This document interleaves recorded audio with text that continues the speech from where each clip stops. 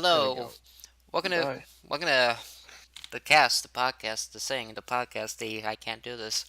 There The we go. thing where you can do the one thing and talk about that thing? Yeah, that thing.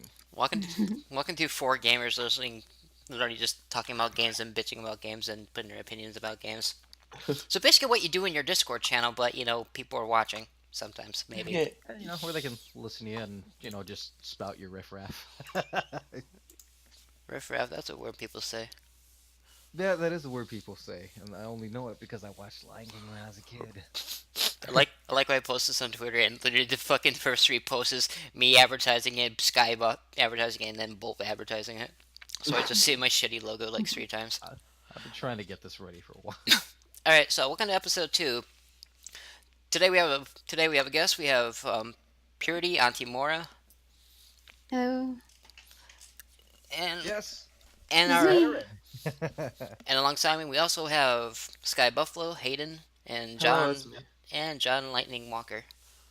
That blue bolt on Twitter, but Lightning Walker still. That's just Why the would you handle walk thing. on lightning? You're gonna get electrocuted. You're gonna be in the hospital, and your girlfriend's like, "Well, you big idiot! You fucking just walked on the lightning. What's wrong with you?"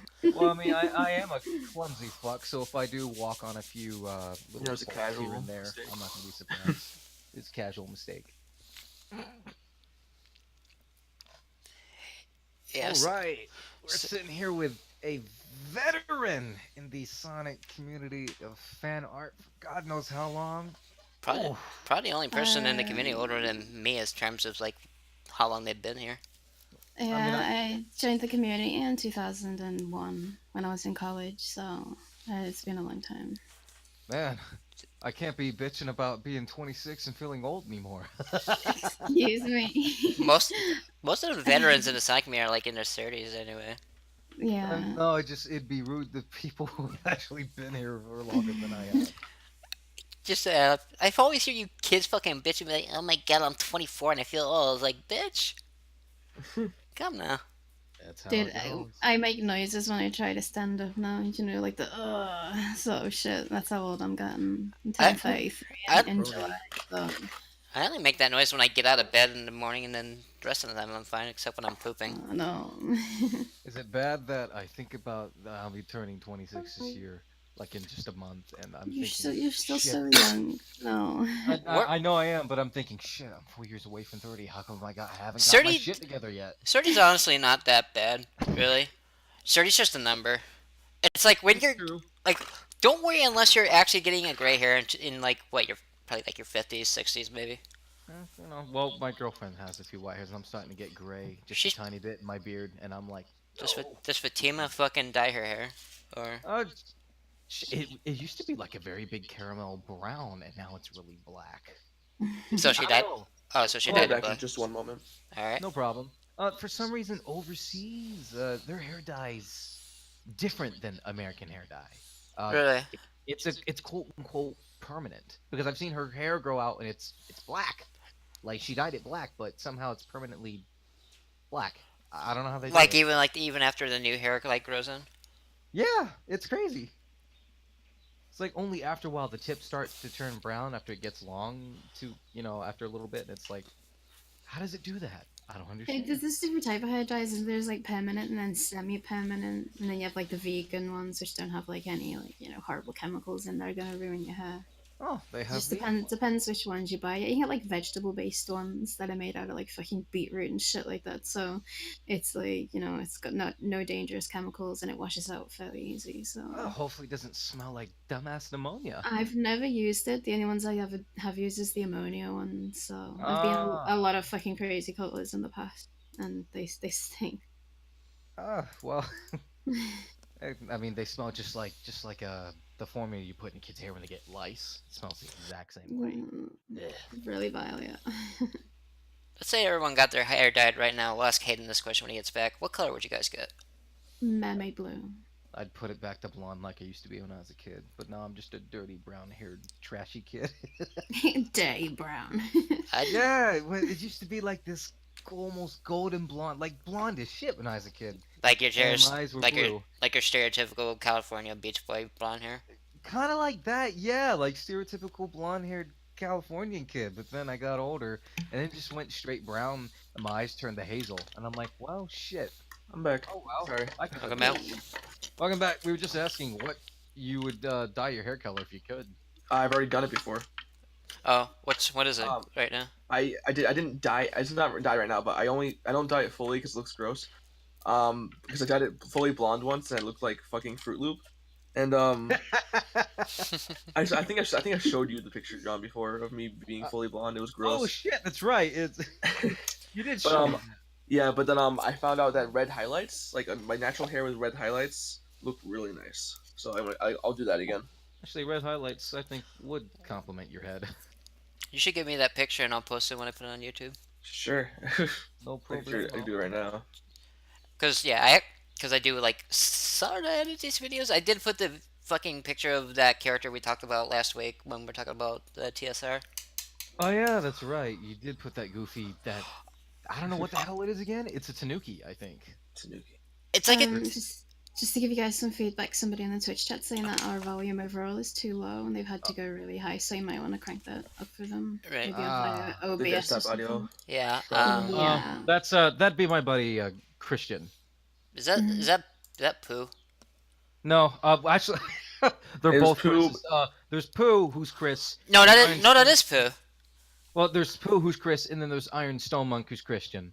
I know like 9 different Chris's, and I'm not joking. Oh. They're all. Oh, Chris. I thought it was the same guy because they both got the same green. No, they. Okay, so is that better, guys? We cranked it up a little bit. Actually, I don't know. Like, no, I'm asking people in the chat. Christian, are we too low or no? Professional be- podcaster, by the way. He might be in or out. I'm not sure. Like he works on a farm, and they have a kennel for animals. They sell dogs and cats and sometimes other little critters, and they take care of ducks and horses. So he's constantly working like a workhorse. So All right. Jinx, I need to preface this with saying that this was 6 years ago. Just saying. You did me? Yeah, okay. Yeah, you're doing where's me. this get? Oh my god, you look jacked. Yeah. Oh my god, Is you could actually fucking knock me out. Holy crap. Where is this? Where is this? I can send it to you. he I'll post DM'd it. I can post it in the podcast. Sure. He Oh, DM'd me. Okay. Where's podcast? Right there. How much do you hit the gym? I don't. I'm not like that's not jacked. I'm not jacked at all, dude. I'm just fat. He's just stocky guy. You look musky. You look like I'm not jacked, I'm just fat. you do look like you work out though. You look pretty. Yeah, your don't. hair's really nice. It's very nice color, very golden. Yeah, it doesn't. I hate it. Where's the okay? I'll get the picture of the red highlights just so I can like apologize via picture.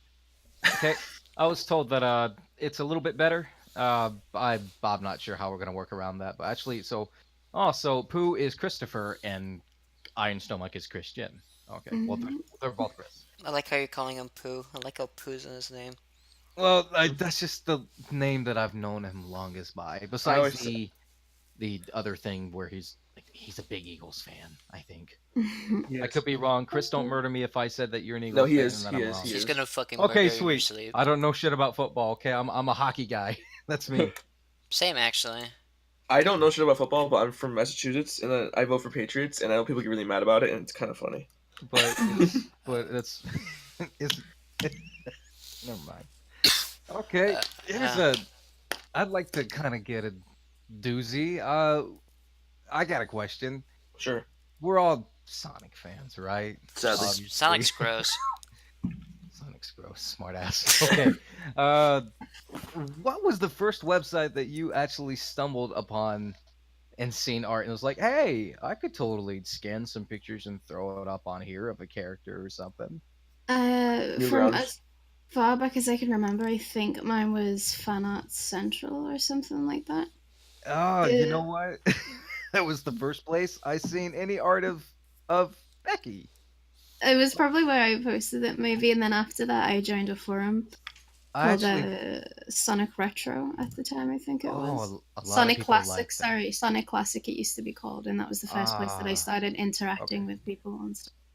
I know a lot of people that went to Sonic Retro and Sonic Classy. Mine was fan arts. I didn't make an account. I was just like, ooh, I get to come on here and look at pretty pictures, and then I just go back to my room and draw in my notebook. I had no concept of I could post this online. Ooh, I didn't have Yeah. that concept in my head until DeviantArt, but it was CG art and or is it Sheezy art? She's here. I did And have then an Sheezy art and then Fan Art Central. And ironically, I didn't come across your character or you. Like, I actually didn't even know who you specifically were. I just seen your character being drawn by some guy called Emerald. I think it was Emerald. Something. Emerald He had, Guardian. it might be. He had the Master Emerald as his icon, and that's like the very, very first memory I have. That of all is Emerald mess. Guardian. Yeah.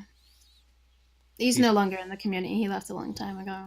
But yeah, I remember him. He was a fantastic artist. He was absolutely amazing. Yeah, he was doing digital art back in the day before I even had an idea of what the hell it was. I was like, how did he do that? And then I figured out what a tablet was. I'm like, ooh, let me get my hands on this. When I first went to college, like I was taught about like Photoshop and Flash and stuff like that. So that's kind of how I got straight into like doing digital art and stuff because it was part of my course in college. Man, so that's what really introduced me into like combining the two, Sonic fan art and then digital art and doing. Yeah. Oh, nice! That's fantastic. That actually sounds pretty cool.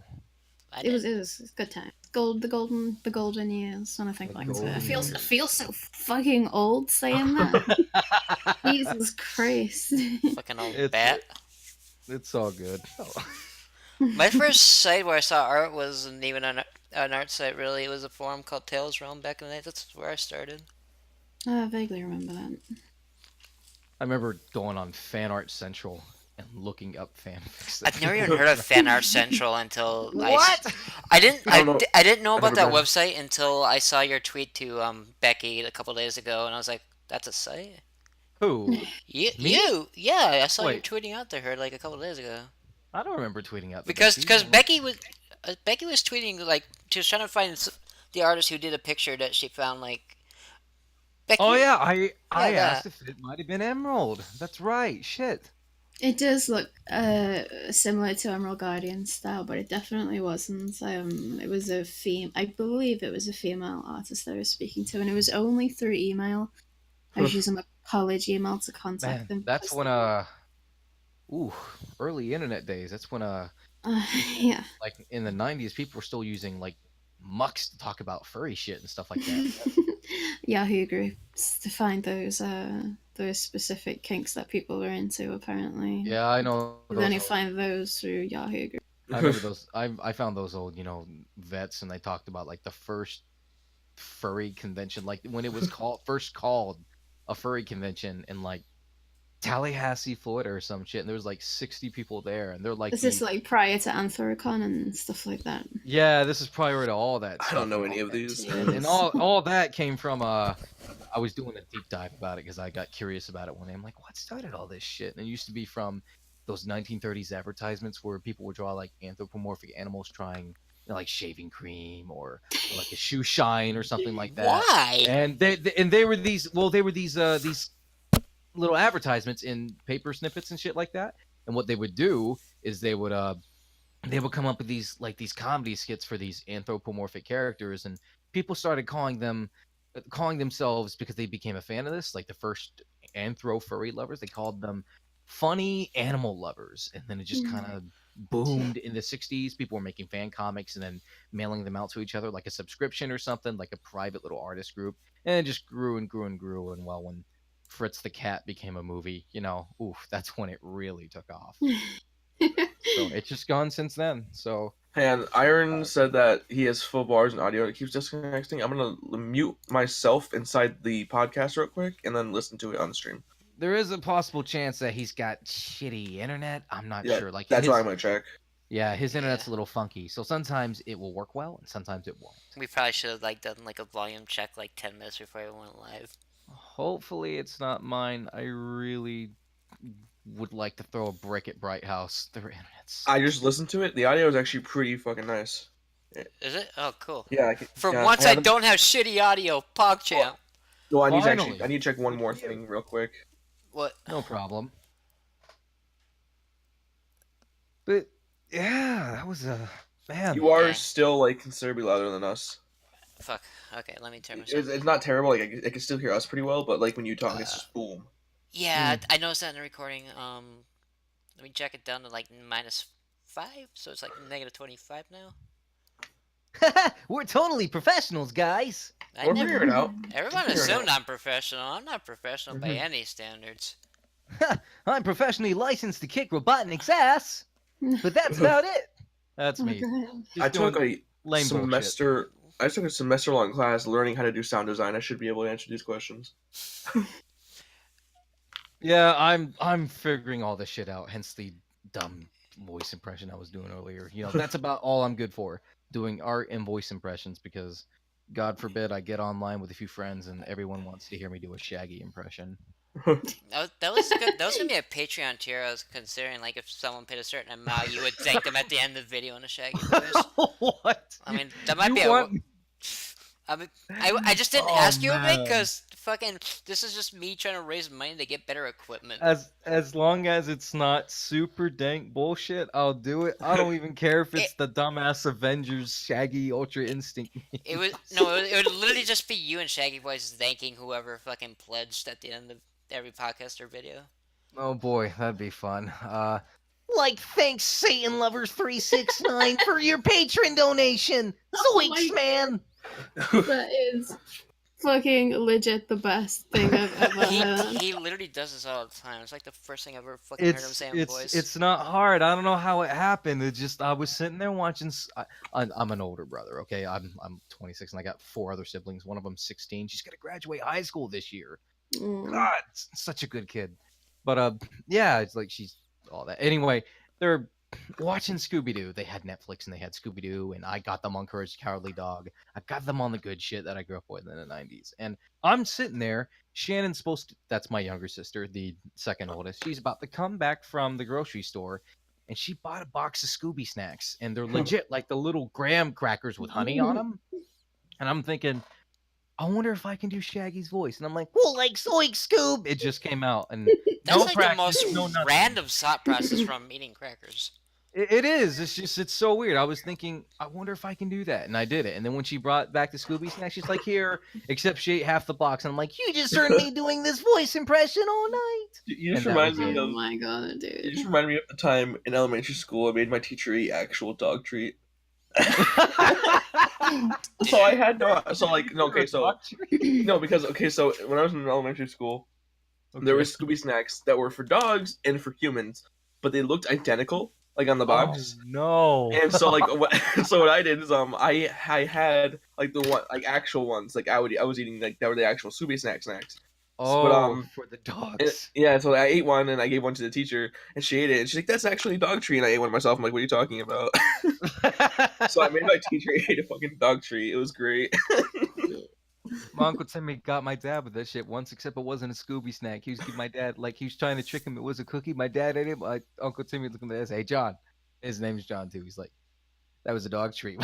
One of the smack the shit out of my uncle. It was great, but... What's wrong with you to eat a dog treat? Well, then again, you've made bad choices before. You joined my podcast, so... Oh, come on. Don't down yourself like that, man. Come on. I've known you for almost 10 years. Like, you poor bastard. Poor bastard. You guys are stuck with the guy doing the Shaggy impressions. I can say goofy shit like Velma's thick, man. Fuck Daphne. She's a skinny bitch. Stupid shit like that, okay? So you're stuck with me, as far as I'm concerned. You say that, but you're stuck with the guy doing the Barney voice. Okay? I'm fucking Barney Rubble. I can do voices, but I can't do impressions. That's actually decent. Alright, shit. We might as well start getting to topics since we're jabbering on and it's been 20 minutes. It has been 20 minutes, holy shit. Time flies when you have fun. Mm-hmm. You guys got any random questions for Becky before we dive into, like, the actual issues? Oh. Have you seen the I video? don't know. Have you seen the video of the guy who saw the Sonic trailer and was able to talk about it? Like he couldn't share anything about it, but he got someone from, I guess I don't know if it was from Paramount or somebody else, but someone showed him the actual like full on trailer Shit, no, I've not seen that at all. I have not seen I that. hadn't even I heard see of what- that. I have to see if I can find the video again. It's probably in my YouTube history. That'd But, be interesting. Yeah, he got to see the Sonic trailer, and he said that the design, like the drawing that we've seen, is like not that accurate to what he looks like. Please. It's like super Please. concept. Please, But he because also, this but movie yeah, but looks cursed so far. I'm well, he sorry. also said it doesn't look like Sonic either. He said it looks more like human than anything else, which is gross. Oh, No. But again, this is all rumor. He might just be lying. He could totally be lying. True. But like from the sounds of it, it doesn't sound like he is. What is like the guy who said, I had a vision where I seen it, and then like, specify vision, dude. Like, specify that tweet. And people dunked on him, and I'm like, come on, guys, I don't think he meant it that way, but you know, like, that's a big oof there. Come on, guys. I'll Be post a nice. link in the chat. Obviously, we don't need to watch it during the podcast, but I'll just have it right there anyway. Yeah, go watch it like Yeah. after we're done. I know why he says it's leaked because it's not, but His face reminds me of the Nostalgia Critic for some reason. I don't know why.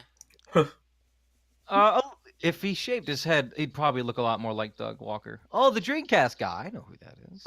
Have you seen hairless Nostalgia Critic? A hairless nostalgia critic, like with Yeah. a shaved face. Like with a shaved everything. Oh, it's the stuff of nightmares. I'm gonna post it. It's so strange seeing Doug without that beard on his face. I'm not talking about. I gotta see if I can find it. Where the hell did it go? If I'm being honest, I've been thinking of what I could ask you all week, and I'm like, you know what? I really don't think I could know or figure out what I could ask you I've been hanging out all with week. Becky like a month or two, and I still haven't thought of like a question I could ask her other than. Well, actually, no. There's one question about Purity, the character. How much Yeah. has her design changed since her original inception? So very recently, and I'm talking like last week, I'll stick it into podcast for you. I did a timeline of how Purities. I've had it for 20 years now. I made her in 1998 when Sonic Adventure 1 was announced. So she's gone Okay. through multiple changes over the years, and I will grab that for you right now. You know, put it in the podcast channel. I will put it in the podcast for you. So originally, prior to her being a hedgehog, I had an original character which was a lion, but she was dead. So she was a floating Casper-looking like lion. So she was a ghost. She was a ghost, yeah. Ooh, that's an interesting idea for a very first time. And then when Sonic Adventure came out, I was just like, oh goddamn, she's got to be a hedgehog because hedgehogs are fucking a dope. They're the coolest. I can understand that. Hey, Ravers is in the chat. What's up, nerd? Hey, Rav. Not Rav. He's another guest that we're gonna get down the line. Actually, He's the only guy I know that's been able to incorporate a beautiful fucking beard on a Sonic character. I love Rav that is shit. also a long-time veteran as well. He's been in the community for a very long time. Yeah, How as many- far as I know, he has. I just don't know any of his old shit because I actually Yeah. didn't know about Rav until I met Ciara a couple years ago. So I didn't know him until like 2015, I think. God, that's a lot of old names. There's Ciara, and then Mist, who was Saber, and then Venus, and then She a lot of people coming back. It's out like, of holy shit! all the veterans, I feel like she's changed her name the most. Fucking Mist. Why are you people gonna shoot me with a big fucking nostalgia cannon when I'm 26 and I found out about your goofy asses when I was 14 years old? I Jeez. joined the community kind of late. Like I've always been part of Sonic. Like I've always been a fan since I played Sonic R on the PC. But like, I think I talked about this last time too. I didn't really join until like just over a year ago. Like starting to get to know people inside the community. Yeah. Yeah, interesting. Oh, So I like that. there's question the mark. timeline of all the character, all the designs that she's gone through over the years. I That's think when it cool. Oh, came damn. into the community, 2001 would have been the one that people seen because that's when I started posting her online. That's cool. I can see how you're trying to emulate some of the styles that you had way back in the day up till the current. Definitely. Yeah. What's the story? What's the end image? Oh, the last one, 10 years ago, I made a similar picture to this, the timeline of Purity, and that was like her 10-year anniversary. And then on the bottom one, I was like, oh, this is probably what she's going to look like in the future.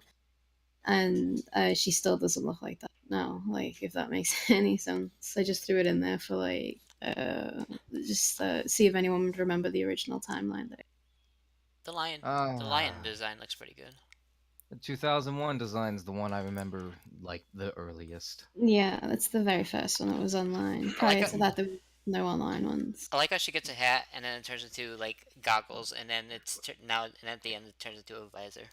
Yeah, it's like she originally starts with nothing, then a cap, then sunglasses, then goggles, then a fucking digital visor. That's how it be. Oh man. Actually, let's make it like a 5-minute segue of this. Let's talk about like our main characters and how they developed. Let's start with Bolt. Oh boy. Oh boy, me?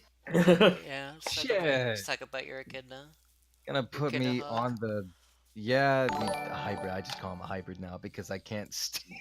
This might be a good time for you to like drag pictures into the stream chat or stream. Oh boy. Oh boy. I'm trying to figure out. Oh, you're gonna make me dig through the DeviantArt, aren't you? Okay, so with Streamlabs, real quick, I can add a source and then add an image to the stream. That way people can see.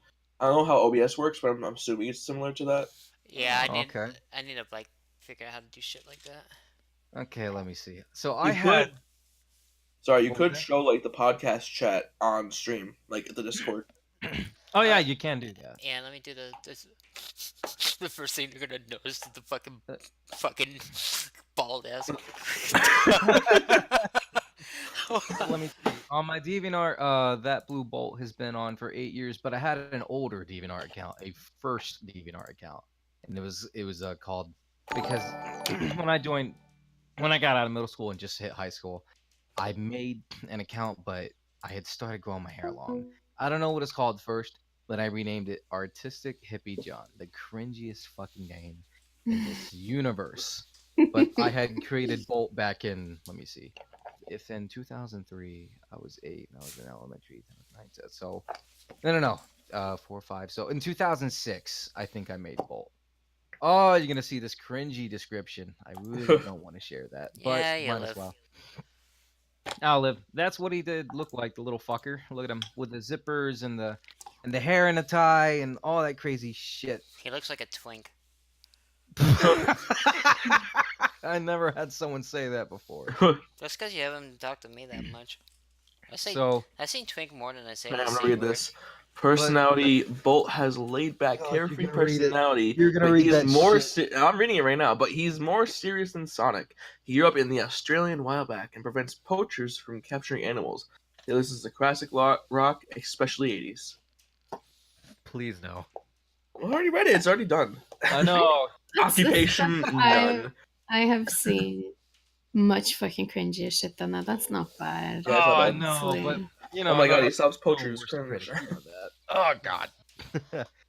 Yeah, and then I don't know. I just kept working on him throughout the years. I obviously like Shadow a lot, but I wanted to do something different, and I don't know. I was like, here's a harder question. Name someone who didn't like Shadow. Like everyone's like Shadow at some point. I don't like Shadow now.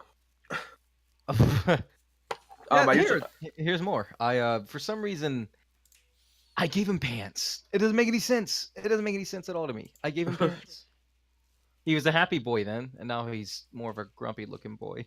What does he look like now in comparison? Comparison? Well, there's more. I'm gonna post a few more because, geez, he looks a lot more different now. Like that's when I was trying to revamp him. I didn't like it. I had to use Paint.net to do digital art because I did not have a tablet and the drawing with the mouse was shaky. So I would edit the lines individually by hand on every line and straighten it and just it took forever. Wait, Jinx, why don't you just keep the podcast chat up? 1 second.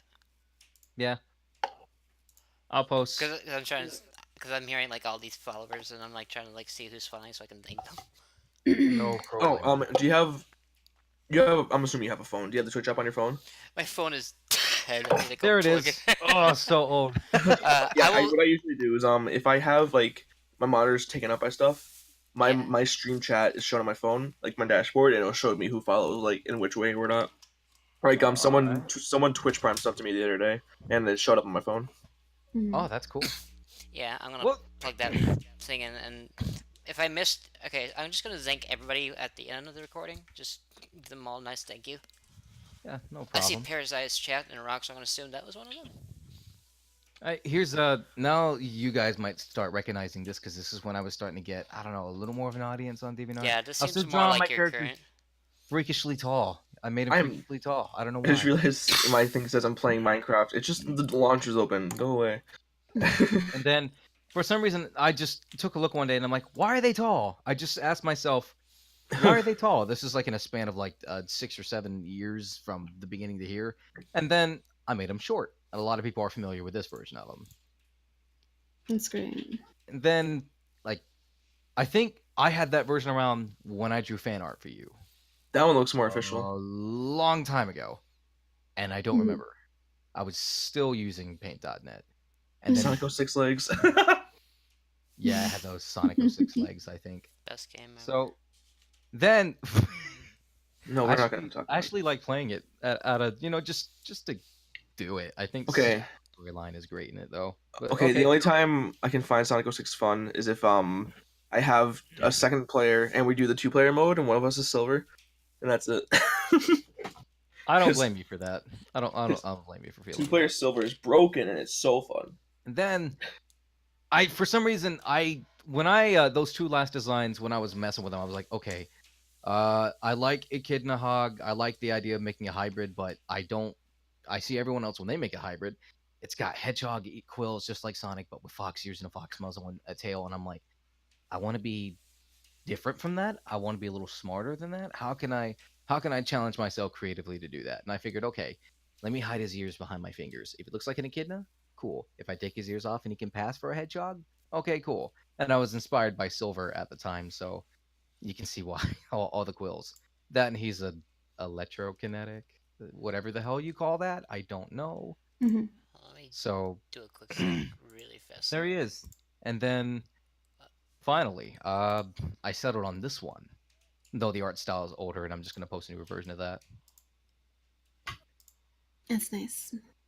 Yeah, I actually dug that design a lot more. I don't know, just something about it. Just the markings were different, and it's not that jarring orange, blue, and yellow skin. Oh, it was hitting my eyeballs hard. And I guess if I can, let me find it. Yeah, I'm sorry, guys. I wasn't really- prepared to be put on the spot. Very good. What's really cool about what I'm seeing here is like from the very first one to the one you just posted now, like you can see the improvement in art style and like how more official it keeps looking and looking. I appreciate it, yeah. And here he is now. Ta-da! Exactly. Hey, I recognize this picture. Fantastic. Yeah, and then just a little snippet. I made this like if you went to my if you see my Twitter, Hayden, you'll know what this is. Yeah. That's that little picture I drew for Usagi when she came back from South by Southwest. I made her I printed it out and then laminated it, and I made it like a little medallion. And I'm like, "Welcome home, baby," because I And wanted to do stream something cute chat. for her. If you don't know, Usagi is Blue Boat's girlfriend. Oh yeah, her name's Fatima, but she goes by Matt's Werecat or Usagi. She answers to them all. But okay, yeah, I'm done. I've messed with his design and all that. I'm not gonna go into the backstory because you'll hear me talk for a while. That's good. All right, now for Hayden, it's your turn. Oh shit! Okay, Yeah. so Yeah, I want to know about mostly, the sky buffalo. mostly because if I grab my pictures, there's a lot of pictures that So- I don't want seen when I'm searching for it. So yeah. mine will be pretty quick because like I've only had Gale. That's his name, Gale the Sky Buffalo. I've only had Gale for just over a year now. I think his first design was finished in March 1st. But conceptually, he's been existing for multiple years. He was always meant to be a mascot for like my content. Because like Aw. originally I wanted to be a YouTuber. Look how that worked out. And so like I got a group of people together, and then about 4 years ago actually I contacted Pionsukis for the first time. So I've known Pionsukis for a while. Vanessa, she's awesome. Yeah, she's great. And she was actually inside my Facebook chat of the YouTube shit for a while, and like nothing happened. But I came back after a long time, last year, and I messaged her. I'm like, hey, I actually still want to make this character. Is it cool? And the very first design ever that he went through was this. And that was done by again Pionsukis on Twitter. But that was the first design he ever went through. And I can dig it. I like the wings. yeah, no, she did a great job. But like as I kept going, like and then Supercell comic at Supercell comic did this, and like I really liked how these looked and everything. I wish it would load in. Yeah, same. Yeah, I give it a minute. But I I don't gotta give you props. I never heard of anyone with a sky buffalo. I like that. Yeah, that's like Well, I guess I have to explain how Sky Buffalo came up, and it's a really quick story. 10th and 9th grade, I've had Sky Buffalo for 8 years, over 8 years now. Uh-huh. 10th or 9th grade, we were watching a history documentary, and my dumbass was so bored, and I was sitting next to one of my friends that we got in trouble a lot, and they were talking about land buffaloes, or like land buffaloes on the history documentary we were talking about, and it was really boring. And I was like, if there's a land buffalo, there's a sky buffalo, and it sounds like, and that was the joke. And that joke went way too fucking far. Obviously, like that, it became like my online persona. It became a thing that I'm known for back in my high school. Like it grew into Gale. Like it just became this big old thing. And then Sky Buffalo was going to be like the original Sky Buffalo was going to have like a furry chibi design before I made him a Sonic character. And the reason though I made him a Sonic character is like because Sky Buffalo, of course, is like representative of my like just online persona, what I'm known for, and then Sonic because of my history with Sonic, like getting me into gaming and everything. So like, it's just two important things to me, and that's where Gale came from. But the problem, not really Gale, like because he was originally a mascot, I didn't really make him a character at first. I just made him like this thing. Like in that first picture, he wasn't even named yet. He didn't have a name. He was just the Sky Buffalo. Oh. Before I named him Gale after a while. He's got some kick-ass shoes. I love them. The shoes I love. But I didn't like his sweatshirt or his pants. So I don't know how to pronounce this correctly. Sonic T-Chi helped me just design a newer look for him and a little chibi look. It's cute. But like I made it a jacket with some red highlights instead. I gave him like a belt. Got rid of the pants because I didn't like them. Again, they don't look bad in the pictures. I just don't like the pants. I'm glad you made those changes because one of my biggest dislikes in characters, especially male ones anyway, is when they give them pants and. Yeah, no, I got rid of the pants. if you think about like official Sonic team and every male character that they've ever released, I don't think other than Eggman, they're all nude. Yeah, they all don't have pants. So like, I can understand that. Yeah. Yeah, I don't mind like characters with pants, but I personally don't like pants, and like I got rid of that really quickly. Like that was like less than like that was like a 3-month design change in between. Man, that was fast. I will tell you this: the bottom of the shoe, like the little bit of I don't know what you call that white lip that turns into the wings. Yeah, I've never seen anyone have that idea for the shoe. So like that's some cool shit right there. I really like that. Yeah, Peon Suki's helped a lot with that. Like I told her like, hey, I kind of want to make like winged shoes, and then she did that, which is super cool. Like so, Peon Suki's does have some rights to the design too. I would say, like she had creative liberties because I never gave her any picture. Like I never drew anything. I just gave her. Was that in her head? Yeah, no, I did. I gave her like some descriptions. I never drew anything, and then that's what she came up with. And like we had some design like changes, but like mainly like it was just colors and stuff. But that was it. I like how it's different because when I first heard Sky Buffalo, I'm like, is that a reference to Appa? No, that's hard. The last defender.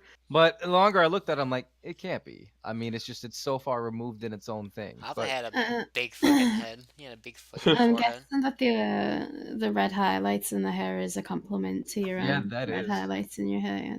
Actually, it was the opposite. I did the red highlights in my hair after that, and it wasn't because of that, but like, it just happened how it worked. This picture, I'm just posting some to show its design better. That was done by Tyler J. McGrath, who has some really fucking nice pictures on his Twitter. And then Tyler does gorgeous work.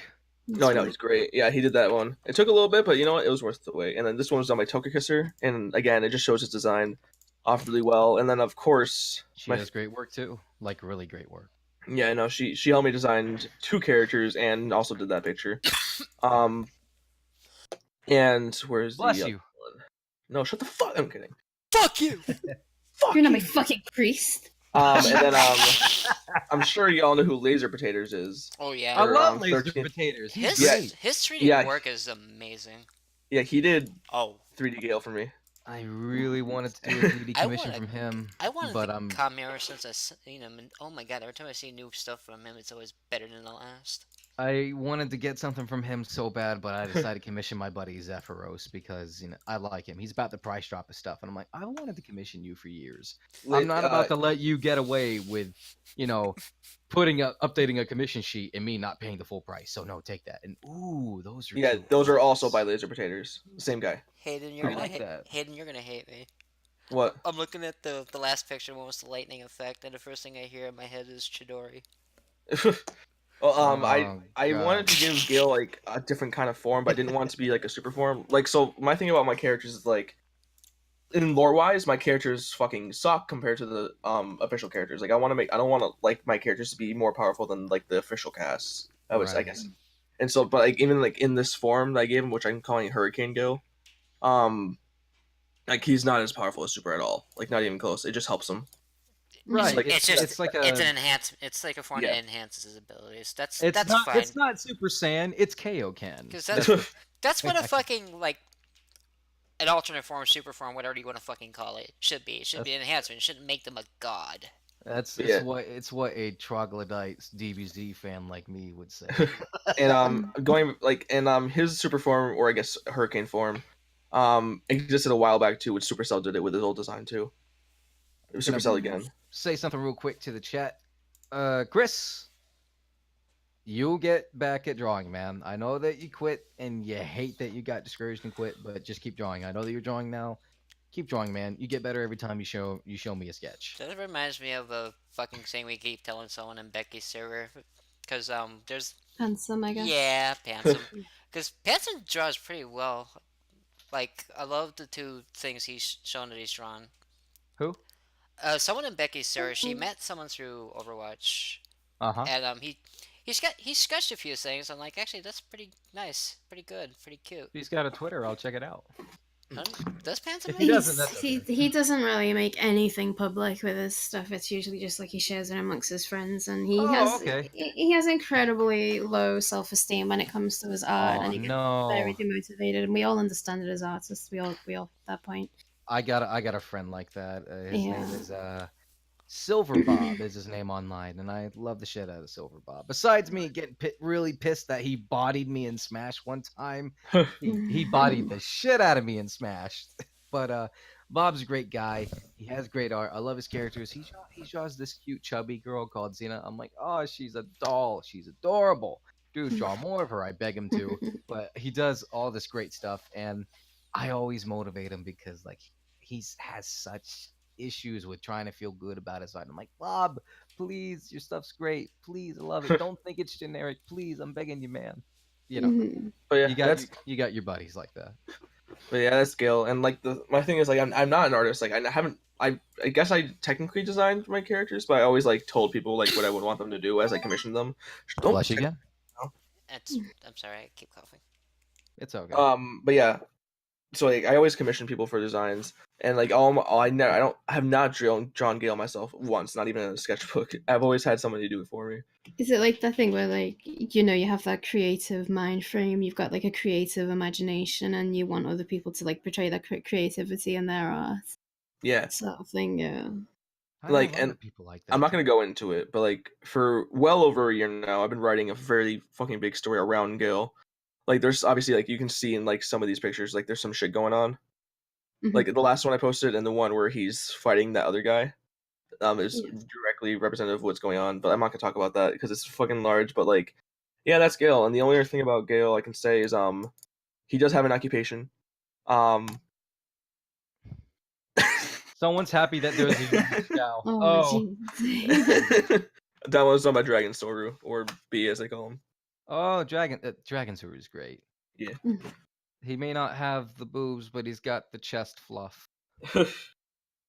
Yeah. He along with being a leader of his freedom fighting team, he's the commander of it.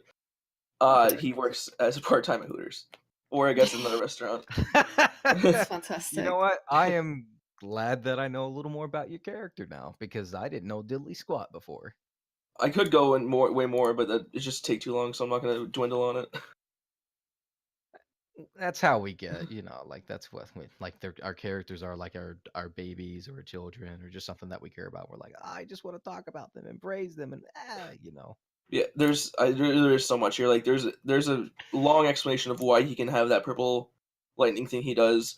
There's a reason why he has the hurricane form. Like he goes through different power ups. Like you know how hurricanes have categories 1 through 5. Yeah. As he like gets stronger, he goes through the categories. And category 5 is Hurricane Gale. Woo, please, no Hurricane Irma, please. I'm a Floridian. Oh wait, has there been a Hurricane Gale? If there has, I'm gonna be really upset. Hurricane Gale? I never actually looked into that. Time to look. Who else's turn is it? Hurricane Gale is a gale is okay. So Hurricane Gale has never been a thing. I just get the definition of a gale. I like that Hooters Gale in the chat. Don't text me. That's a cool little text ringtone, I gotta say. Reminds me of some of the menu in Dust and Elysian Tale. Good. It's actually the ringtone of Persona.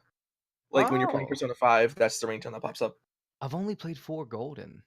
Yeah, that's Persona 5. I gotta finish Persona 5. Okay. Although Persona 5 Royal was announced. Oh, okay. Which I'm not really sure what it is, but apparently you play as a female protagonist this time around. Yeah, Persona 5 The Royal. Oh, that's right. Is it someone else's turn now? Are we still going? It is mine, but I'm gonna cut time, so I'm not gonna do Axel. I'm gonna do Jinx. Okay. All right, so let me turn off display because I have yikes on my computer. All right, so I might have to leave in a second because my mom wants me to turn on the sauna for her in a little bit. That's fine. It needs to be at temperature 150. Alright, so we're going to do 3 pictures for Jinx, and then we're going to transpire. So, right here is the original reference, which everyone of commissions has seen. Everybody's seen this reference. Mm-hmm. And then we got the one that Bolt's girlfriend, Fatina, has done, which was like, I don't know, that day I was really, really into, trying to find a picture, really into Sci-Hi boots for some reason.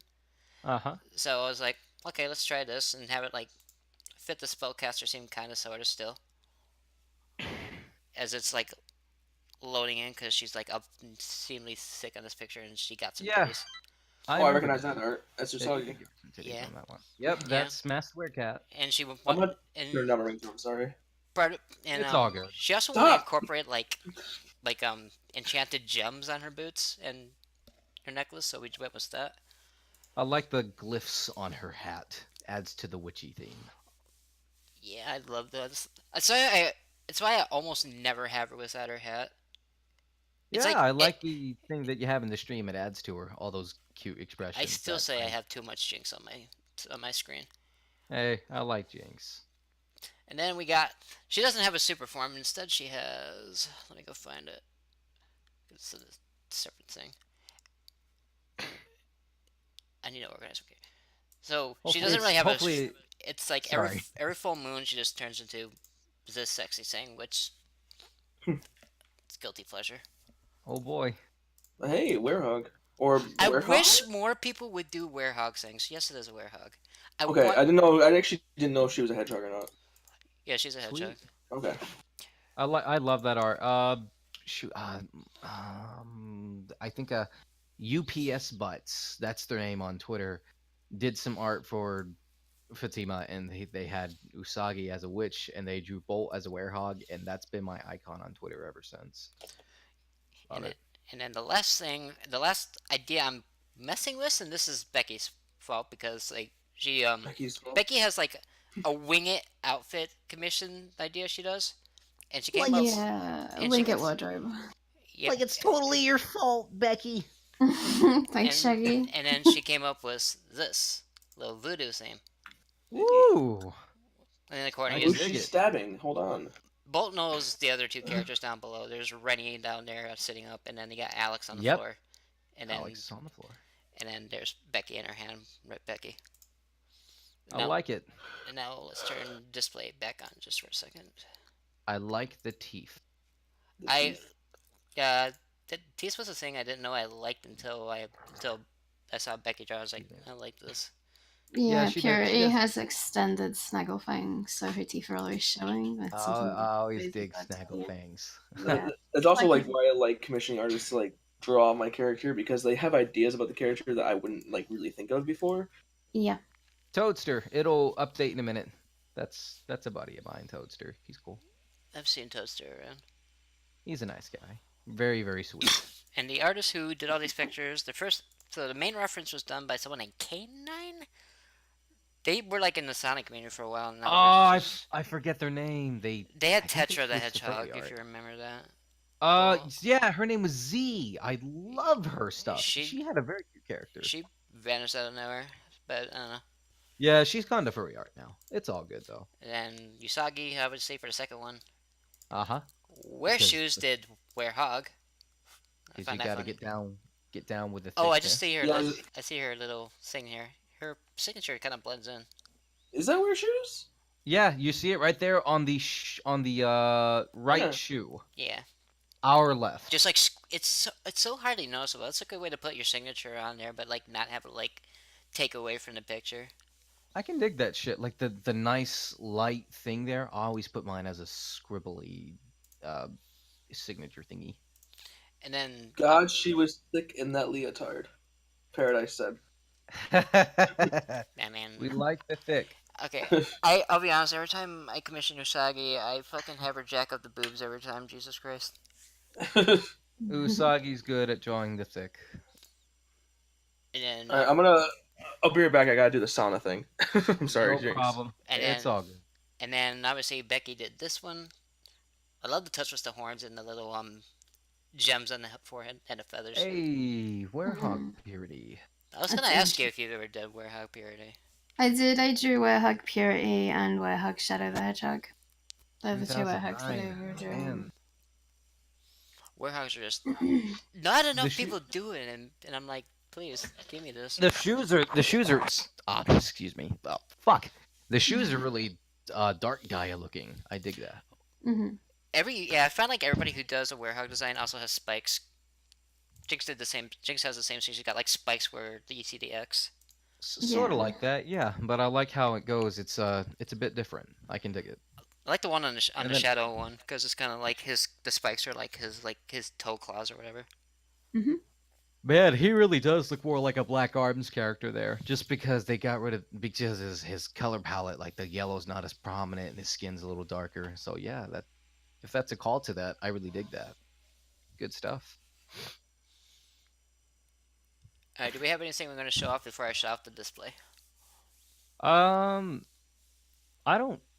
don't quite think so. I think we can wiggle on through our topics as soon as Hayden gets back because it's 6:53. Yeah, We don't want it to get I didn't too think late. we would spend that much time, but I figured we may as well. We're about Hey, to I'm do.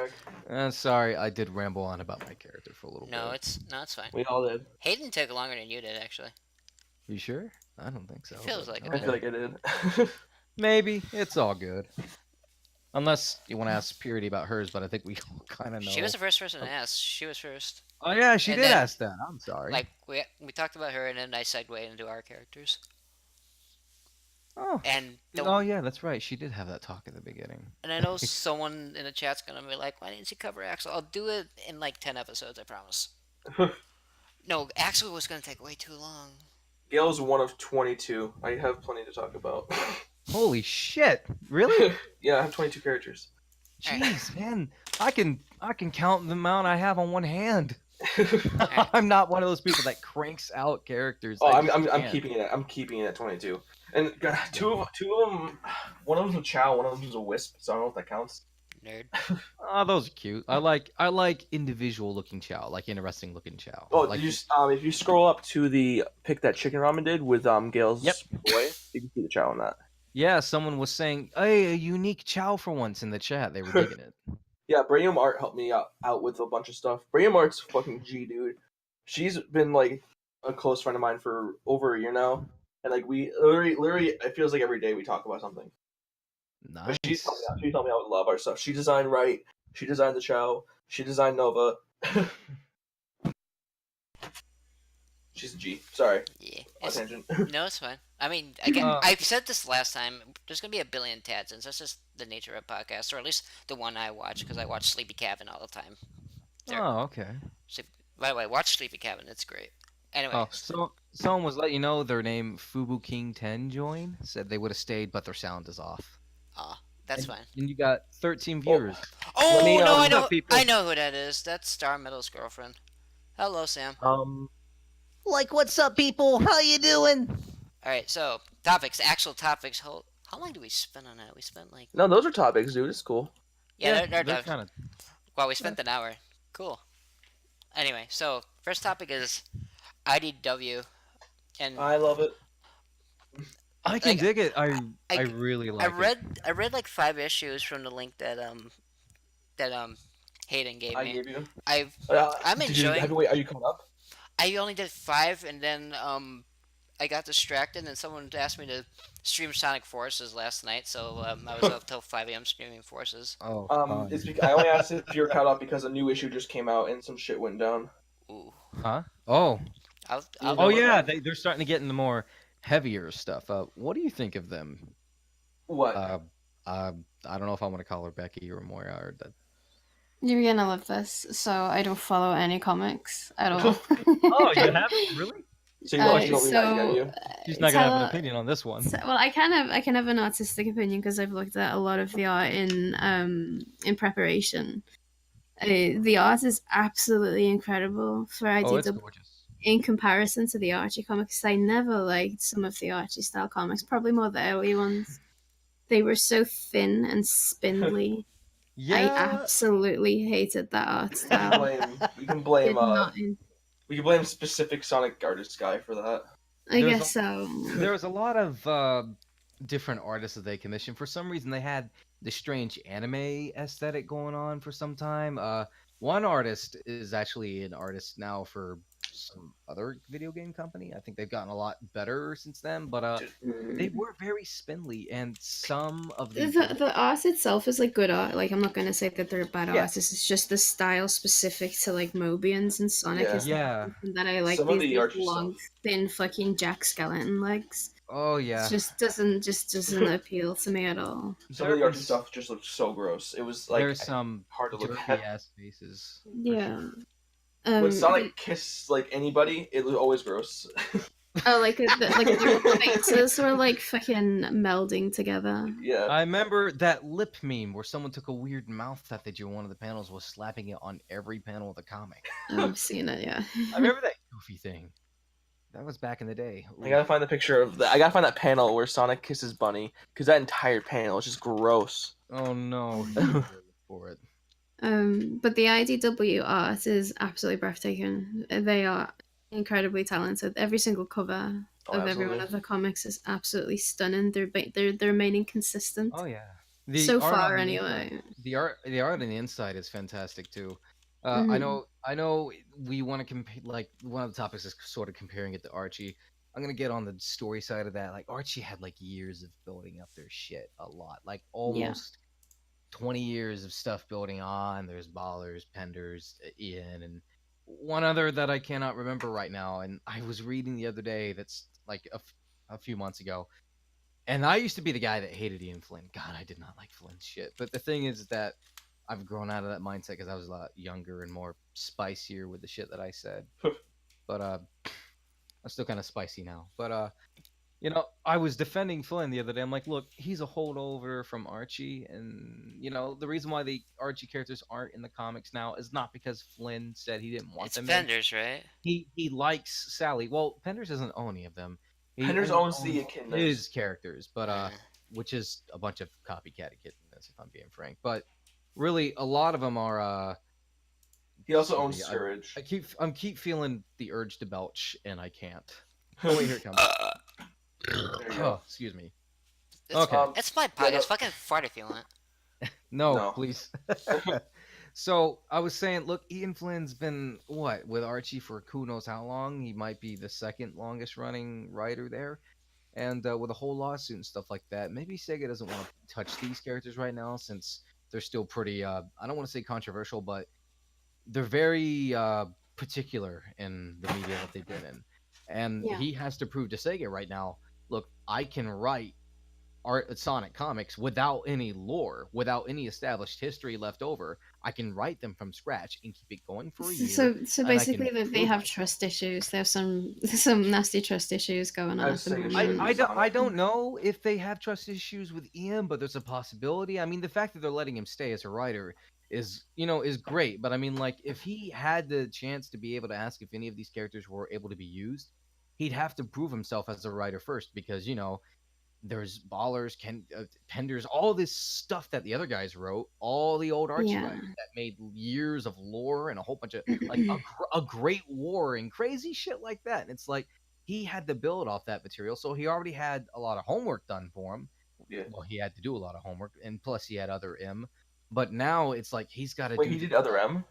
He was the guy that wrote Other M. A lot of people just drew for him, but he finally landed a position where he can choose, to show Sega, like, hey, I got the stuff to write this. Well, him and Evan Stanley. I think that's his wife or fiance. I'm not sure. I'm not sure, but yeah. So I'm just saying, like, guys, give Ian Flynn a chance. Even though I personally don't like his writing style, and that's just me, because I'm a salty, cynical fuck. Okay, but I've loved what he's done with IDW. There's an audience. There's an audience for a crowd that likes his stuff. And as far as IDW goes, I like it. And some of the old Archie fans, they're gonna say, "Oh, it's so dumb," and blah blah blah. And I'm like, let's try and be a little more lighthearted about it, because if you're trying to compare this to the older, heavier material that was in Archie, like they had love triangles and crazy shit like that. I'm like, we don't need to get into all that. Let's just make it fun again, okay? We don't need all this convoluted political shit inside the comic, like the Kingdom of Acorn, and then they have a council. There's a king, but there's a council. I don't get it. Let's just make it fun. I don't know if you're caught up yet. We talked about this a little bit last time, but like what Ian Flynn has done with Starline is what I've wanted from a Sonic villain for such a long time. Oh yeah, the platypus guy. He's cool. Yeah, I fucking love Starline. He's so good, and he's got a nice color scheme. He's everything I've wanted from a Sonic villain, and it's great. Like, and yes, he's only been around for like a few issues now, but like from what we've seen of him, it's just so good. He's got a good presence there. Like, he's definitely prominent. He's really making some heads turn. Like, the one that's turned my head is Whisper, because I'm like, that is a cutie. Yeah, I think of like the IDW characters I've seen so far, my top two are just like everybody else. It's Tangle and Whisper. I don't think they're new, and like number one for me is Starline. Tangle and Whisper, they're characters for me. I need to see more of them. I think what I'm liking about IDW so far is they're actually doing something with Silver. Granted, so did Archie, but I like what they're doing with Silver in IDW more. Yeah, I like that too, because Silver just kept coming back from the future and then having bad future after bad future after bad future. I'm like, does Silver always have to have a bad future? Can he just be hanging out with his buds? Maybe he should get better at Sonic CD, He's like, I like how he's like, oh, I have this mission, and he's like super dedicated to it, but at the same time he's like kind of dumb, and I love it. He's a good boy, a little fluffy. He's naive as fuck. He's naive, like Blaze said when she died. Yeah, she didn't die. She just got sent elsewhere. She went to another dimension, but like I have always liked that ship. Her story might be a gay fuck, but Silver and Blaze, nice.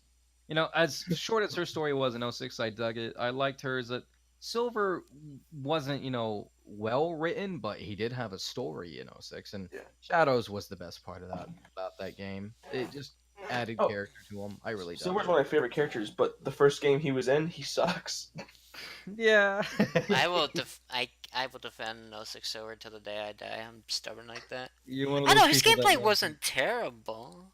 And it's Silver overall to me in 06 sucked. His writing, his gameplay, even like some of the shit he didn't make sense either. Like there was no gap between him being on Sonic's side and him being against Sonic. It just kind of happened. True, but I wouldn't attribute that to the character, considering it was supposed to be a different game, and Microsoft begged Sega to have a game released that year exclusively on Xbox 360 for Christmas. And it wasn't exclusive.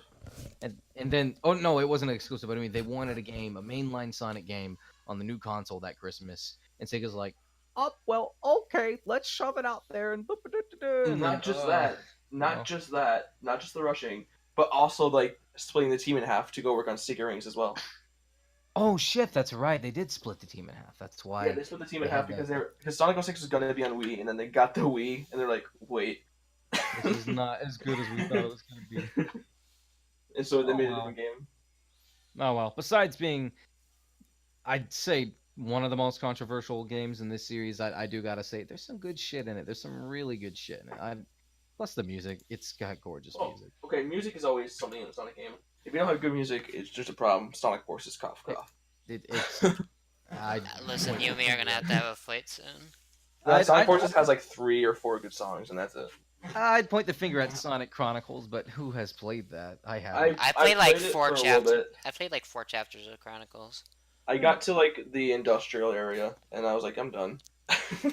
What about you, Becky? Like, what have you played like over the years? So I was talking about this the other day. I cannot remember for the life of me who I was talking. Me, it was. Probably you, yeah. I do have an extensive gap. I kind of like, considering that, like, you know, I'm a known Sonic artist in the community, and I don't actually play that many Sonic games, and I don't follow that much Sonic stuff. I stopped around Sonic Riders, and I came back into gaming with it, and I started playing Sonic Generations. And then I kind of came away again, and I bought Sonic Forces. I didn't finish it, and then I got Sonic Mania, and I absolutely fucking hammered Sonic Mania because I'm like, I'm a retro fan. I absolutely fucking... Dude, you can sneeze and finish Sonic Forces. It's easy. Yeah, it was so much fun to play Mighty and Ray. I'm like, our boys, they're back. I'm so happy. I actually don't enjoy Mighty and Ray that much. They play awkwardly. I don't know. I don't like how to. Okay, mostly Mighty. Ray just played like Super Mario. Oh yeah, he does kind of. Mighty feels weird. Like Ray's better, but Mighty feels fucking weird. I don't know why. He just feels like a character. He just feels like the other characters, except he can destroy shit. He can just, bounce and break. Like, okay, they say that Ray is a level breaker because he can fly through the shit. He can. And Mighty's a boss breaker because he can take hits off his shell, not lose a ring, and you can smack the shit out of him. Have you seen the speedrunning? What's the name of the level after Studiopolis they brought back? Is it Flying Battery? Canyon? Flying Battery. No, it's Flying Battery. That's right. Yeah, Flying Battery. And there's a fucking watch the speedrunning skip with Ray in Flying Battery. It's insane. I'll check it out. I might watch that on stream and yeah. It's actually crazy. Right, it's also super hard to do. Like speedrunners that are like know it still fuck it up. That's what I hear. All right. What about might as well segue since we talked about Starline. I just want to ask Becky if she's played Unleashed. Oh no, it's another one. I think I played like the first start of it. He turned into a werehog, and I was like, oh yeah, this is cool. And then he turned into a werehog, and I was like, yeah. And then he turns into a werehog. I was like, I can't do this anymore. So you're on the giant boat of people who don't enjoy the werehog playstyle. But like, I'm not conforming to the masses or anything like that. I'm not like saying that because the majority of the community say that. I genuinely thought it was so fucking so linear and rinse and repeat, and I was just like, I can't. No, I agree. It's like werehog does not get good until like halfway through the werehog itself. I hated Chip as well. Like Chip was fucking annoying. I did not like. Oh my! Half my friends fucking love Chip, and every time they talk about it, I was like, I can't stand the little bastard. He has an annoying voice, but I do like him. In the Japanese, he's voiced by a girl, so he has more of a sort of childlike presenting personality. Instead of sounding like a grown man saying, "Want some chocolate?" Ugh. God, I hated Chip. I don't know. I feel like the game didn't need Chip. I felt like Chip's role could have been easily replaced by Tails, easily. That's my fucking Sonic character tier list, by the way. I will tell you this. It's like that. It's like that tweet. Oh, I just looked at that Archie picture. That is gross. It's like that tweet where that guy is screaming at his phone, and then he comes in and he just smiles. You know, when people reverse that, it's you're walking through this Sonic Werehog stage, and it has that nice, upbeat, kind of cool, smooth jazz, and then it's like, and it's the guy screaming at his phone. That's exactly. Oh, I know what you're talking about. No, God, I wish they had another battle theme, please, because it's if you weren't playing something like God of War, this game would have gotten on your damn nerves. I spent all my points leveling up Day Sonic and nothing on Werehog, and I got the game on PlayStation 2, so I got like the Wii. Oh, sorry. That looked awful. I kind of jacked up Werehog because like you could leave like normal Sonic alone and he'd still be just as good. Oh, that's the problem with Werehog is that he doesn't get fun until like you jack him up a ton. Like they start you off the Werehog with like bare minimum shit, and like not like they don't give you combos or anything. They give you like maybe one or two, and you have to work your way like very slowly to get all that. And like halfway through the Werehog, it actually starts being fun because you actually can do some cool shit. Yeah, until then, maybe that's why I liked him, because I enjoy like grinding levels to like get to your goal. So maybe that's why I like if he started like with more stuff, I feel like he'd be better overall. But like he started with like such boring gameplay until you unlocked a lot more. What do you think things? What was that? I was gonna ask, what do you think he would need more to start? Just like more attack power? Just more combo abilities. Like because like you start with nothing. Like just more more different kind of combos to mix it up a little bit. Be able to chain better. Like I'm a Devil May Cry fan, a big Devil May Cry fan, and at least like when I play that game, I know that I have options with my combos when I start off. Part of the game is earning that shit, you know. But like there is a ton of options of what I could do with Sonic. It's swing fist again, turn around and hit the ground, swing fist again. It's it's just not till later in the game until you get a bunch of combo options where it actually starts getting fun. And even then, you have to put up with having to find the the moon medallions, the sun medallions in order to move forward. Because if you don't have enough, you can't. I don't mind that, to be honest. And then the plane levels. I hated the plane levels. I hated. There's only one. Levels. I know, but I tried it on the Xbox, and I tried it for 3 hours, and I couldn't beat it because I'm a dumbass, and I'm like, fuck this, because I got it on the 360. Everyone told me that was a superior version, and I'm like, God, this is hard. This is so fucking hard. So it is because it actually has consistent frame rate. It's the only version of the game that runs properly. And the Wii and PS2 version are very different games that are also bad. Oh yeah, I'll agree there. PS2 and Wii are just terrible. Mostly because they're missing levels, but that's my reason. No, it's not even missing levels. Like Unleashed Wii and PS2 are just different games with like the same aesthetic. Like, and it sucks. Werehog levels take place entirely on ice, and I guarantee it. Like the Werehog is so slippery, it's crazy. Like you want to take a corner, you're gonna have to drift the corner. It's so strange that his walk is so slow, but then his run is so slippery. Oh, Pooh in chat, Pooh. Yes, I do have DMC5. It is gorgeous. I love the shit out of it, and that's all I'm gonna talk about for DMC5. That was one hell of a segue we did. Holy shit. Yeah, we're gonna talk about our They're strange, but that's what happens when you get a couple scatterbrains around. We were gonna talk about villains and the structure and all that from them. And TV shows and so all basically, it's like every villain from like games, comics, TV shows, and talking about like how they are, how their structure is, like how impactful they are, and stuff like that. So I know a man who his name is Luck of the Stars. He's kind of a spicy person on Twitter, but this is the crazy thing. He can do both voices for the Sonic cartoons of Robotnik. He can do the Set AM voice, and he can do perfectly the Adventures of Sonic the Hedgehog. Oh God! Anybody who could do Jim Cummings Robotnik scares me. Oh, he did. He did Jim Cummings Robotnik and the Snooping as Usual one. He did that perfect. It scared the shit out of me. It was great. The Adventures of Sonic one. That's like he's like a Elmer Fudd foil. Like Sonic's acting like Bugs Bunny in that cartoon. He trolls the shit out of him. I love this. Adventures of is just I don't know. That's a cartoon I watched for like 3 months of my childhood, and then like. I wasn't really that into it. It was too silly. I was the guy that thought Sonic Underground was too silly. Meanwhile, Usagi would probably run into my room and beat me over the head with a book. It's like, you shut up! Sonic Underground is great! And I go, babe, don't beat me. We should bring her as a guest, and I can say that to her, and we'll listen to her scream at me for 5 minutes. I don't know. Just there's some cute stuff or cool stuff in Sonic Underground, but I don't know. I just didn't really dig it. So I have. You mean when they drop the robot baby from the sky and crashes into the floor? Oh God, that was so. Is that what you're talking cute? and sweet. Like, And you no, actually see its eyeball actually explode in the No. explosion of it. That's so adorable. I Oh, also like the gosh. episode where they're sort of in an Arabian theme, and the dog character is talking to Sonia, and he's like, "Oh, you're supposed to cover yourself up.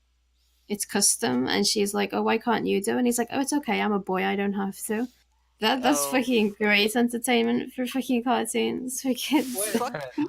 I didn't I watch didn't know it was that dark. I never watched Underground. I've seen like the intro. That was it. All I remember was the baby dropping to the ground, but I'm like, some of the other stuff's kind of cute and corny, but like, God, like the baby scene is depressing because Manic legit cries over it, and I'm like, oh my God. Sorry again.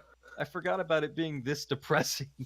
Holy shit. Oh, okay. Sorry. What's the topic? I kind of had to step away. We're for a second talking. again. I think we're talking about. we're talking about the villain thing, and we're talking about Underground at the moment. Oh, Underground. Just villains. You like Starline, so there's one villain. What'd you think about Finidivus? I didn't really like get into his storyline that much, so I don't have an opinion. Okay. Finidivus is okay. Apparently, it's pronounced Finitivus. I think someone in big. I don't know. It was hybrid. That told me. Finitivus? Yeah. Finitivus is kind of he's like a Ra's al Ghul Joker character to Knuckle as the Batman, I guess. He's my favorite villain, honestly, as far as like the entirety of the series is concerned. Like he's like a magic insane wizard, and not like the kind of way that Nagus is. And can someone tell me what the hell Nagus is? Out of all the characters that look like they fit in the Sonic world, I can even say the Zeddy still look like they fit in the Sonic world, but Nagus, he's like a troll with a horn on his head and a claw, and I'm like, what the hell was this design? What is he? Is he a troll? Is he an imp? A goblin? An ogre? I don't know what the hell he is. It's so weird. The reason why I want to talk about villains actually is because I feel like with each passing game that Sonic has, Eggman's becoming less and less of a threat. Well, Like, I think Eggman has sucked. I hate him. I think a lot of people have been griping about Eggman being the villain over and over. I'm like, but he's kind of like, it's like Joker and the Batman. He's turning into Bowser in this aspect where he's just... You can't take him as seriously as a villain anymore. Like, Force is like the biggest time he's been a villain since SA2. Yeah, but at least in Mario Odyssey, Galaxy, like, he was trying to legit take over the universe and put it into a black hole. And Odyssey, he was legit trying to marry Peach, but, like, getting to play him, like, you throw Mario's cap on his head and then he starts busting through shit, that was fun. Yeah, it was. I did. I like the shit out of that. Bowser and Eggman aren't comparable because Bowser has been, like, he hasn't changed character. He's always been, like, the same kind of fun villain. True. Eggman is not consistent. Well, there's Robotnik and then there's Eggman. Some people are like, they're the same. Some people are like, no, they're different. I'm like, they both got bald heads, big mustaches. They're the and same shaped character. like an egg. The name is Ivo. Isn't it like Ivo Eggman Robotnik? Ivo Robotnik, also called Eggman. Bless you. Well, like I like Ivo Eggman Robotnik in the same way as Miles Tails Prower. I hope we're not boring you. I just don't think We're Becky has, like, nerds. an opinion. I have an all-time favorite Sonic villain. I think Who? he's the best villain. It's Who? Chaos by far. Whoa! Kit! He is a good villain. I fucking adore Chaos because of the progression of it and the impact he's actually had on an entire fucking He had a good build-up. civilization. He had You're right. he destroyed the civilization. He had to be contained, and then he does it all again. He fucking absolutely destroys Station Square. That scene of him bursting through the skyscraper and screaming. That has That has so been iconic. it's been so impactful to me from like all of the villains in Sonic games. With what he is, I think he's had the most depth. Depth to being a villain. Besides maybe Neo Metal Sonic, but like kind of pushing him to the side for a second.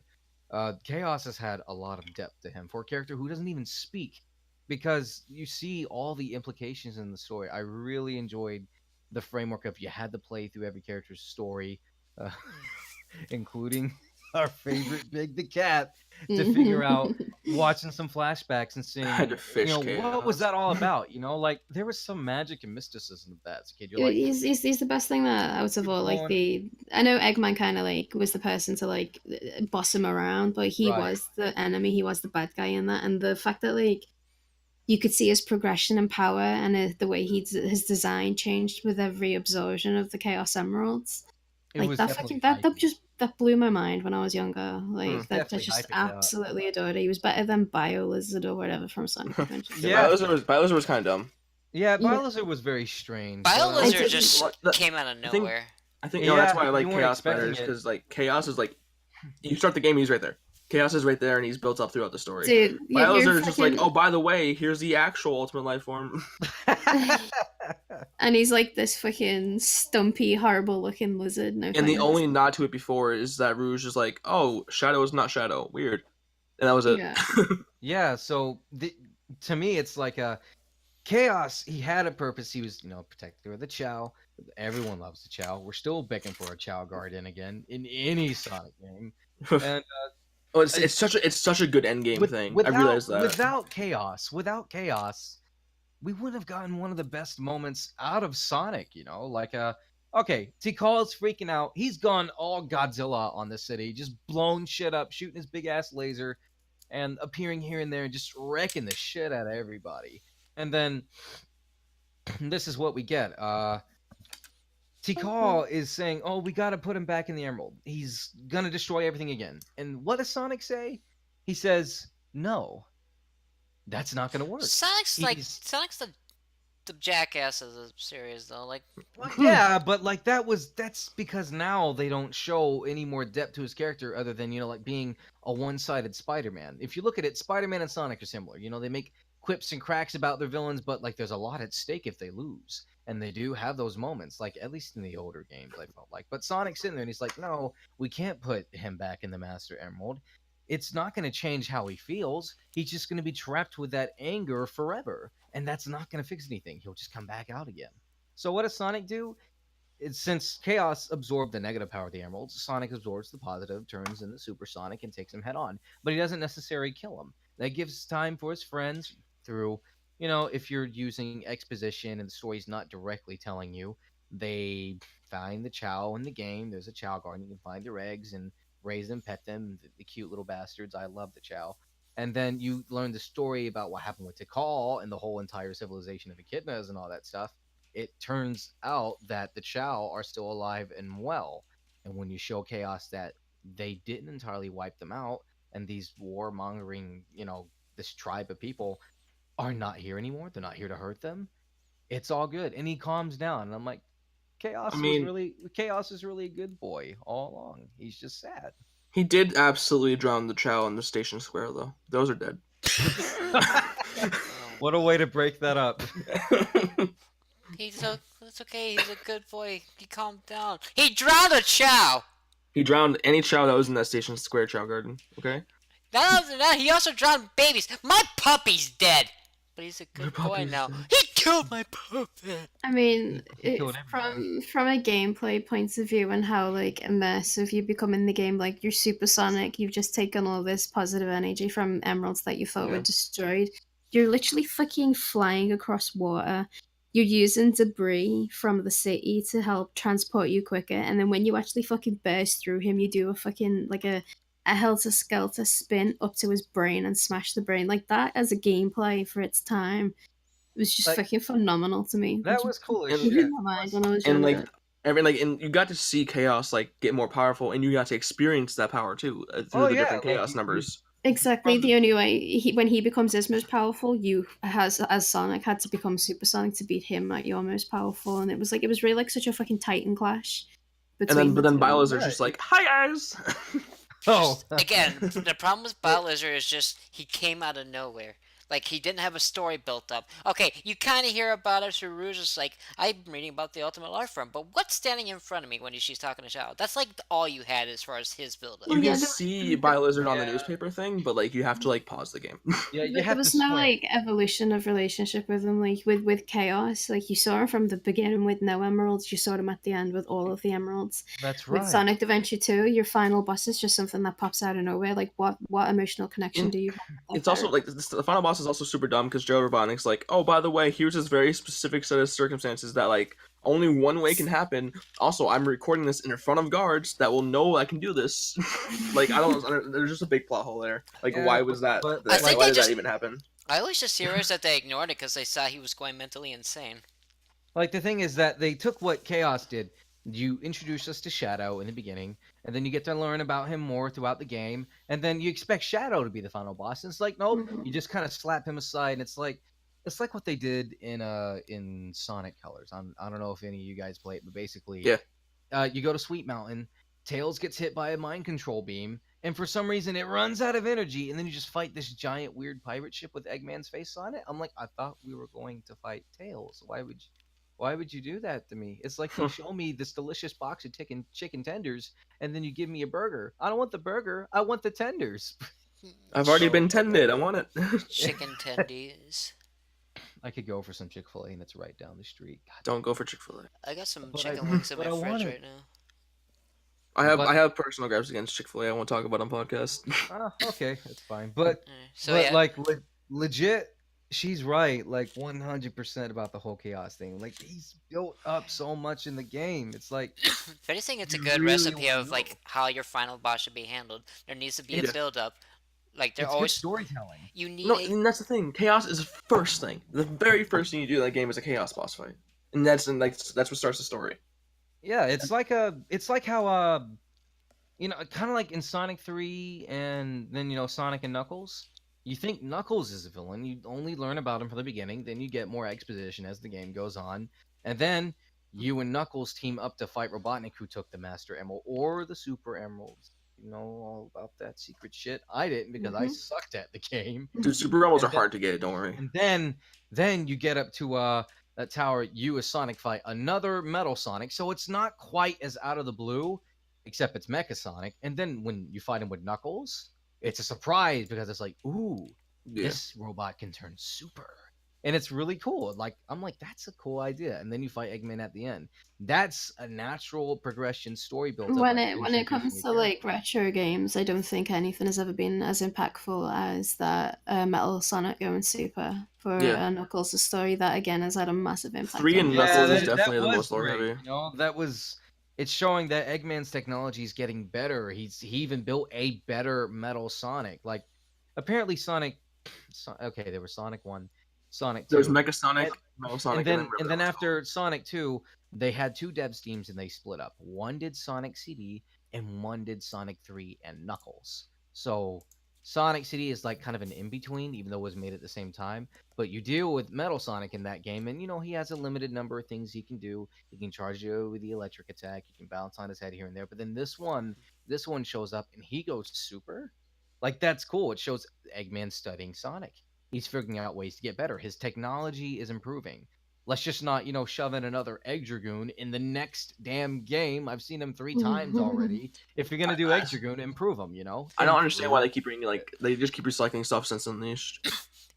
It's because Unleashed is regarded as one of the best. That was something I've noticed that I commented when I was playing the Forces last night when I was doing the Edgergun boss. Is like he's becoming less impactful. He's getting He was in worse. He's getting Generations, too. easier. Yeah, He was in Generations as well as like a big boss fight. yeah, and it was towards the end though, like getting near the end. So there's 3 major boss fights and 3 mini boss fights. The 3 mini boss fights are Metal Sonic, Shadow, and Silver. The 3 Right. big ones were the Death Egg Robot, which that's fine. That was a cool boss fight. Right. Perfect Chaos was fun. Right. And then Egg Dragoon wasn't fun.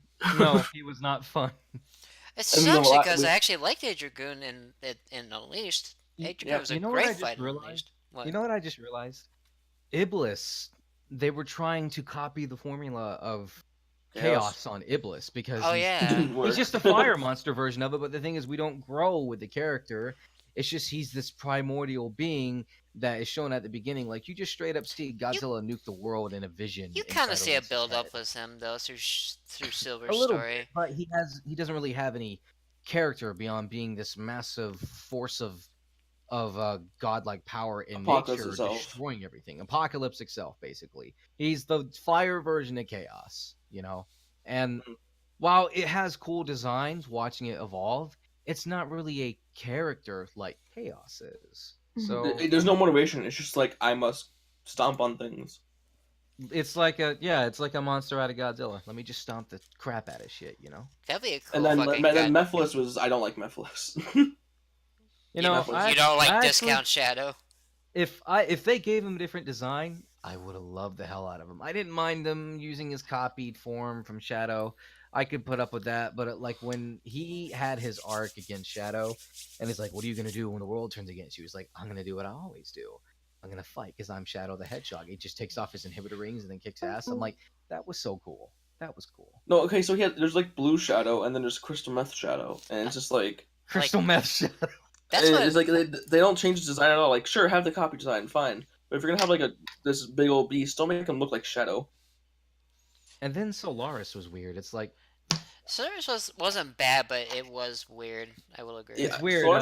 Solaris looks gross, to be honest. It's okay. So Mephiles is based on a Judeo-Christian demon that's inhabited by the minds of Mephistopheles, inhabited by many, or legion as some would call it. And then Iblis is based on a Persian demon of fire and hell and all that crazy shit. So I'm like, I see what they're going for, and it seems like these ideas are kind of an old idea of what Sonic and the Secret Rings and old 06 was supposed to be. I think they're supposed to be a different game entirely, maybe. But now it's like, you'll never know.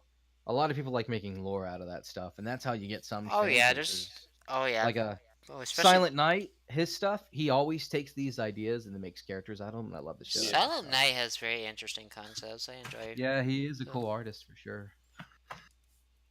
But you know what? So besides Metal Sonic, with the whole Neo Metal, or just Metal Sonic as a whole, because my first exposure to like any animated Sonic, I didn't see Sonic CD. That wasn't my first animated Sonic. My first animated Sonic before the cartoons was the movie. With Sarah and the president and shut up, Tails! All that. You want to know what my first anime was? It was technically OVA, but it was Sonic Bastardized done by Sci Guy. Really? I love Sonic Bastardized. I can forever watch it and still get entertainment out of that. I never did watch X. I never did. I'm one of those people that's never been exposed to X. Okay, X is something that's like... Season 1 of X was... They did their own storyline. Then they did Sonic Adventure 1 and 2. And they tied the stories together. And then like the end of it, they brought in the Chaotix, but it wasn't Sonic Heroes. Like, I don't know what... I forgot what they last did, to be honest. Something with the Meta-Rex. They did No, it was before the Meta-Rex. Oh, it was before. They did Sonic Battle with ML. It was Sonic Battle. Yeah, it was Sonic Battle.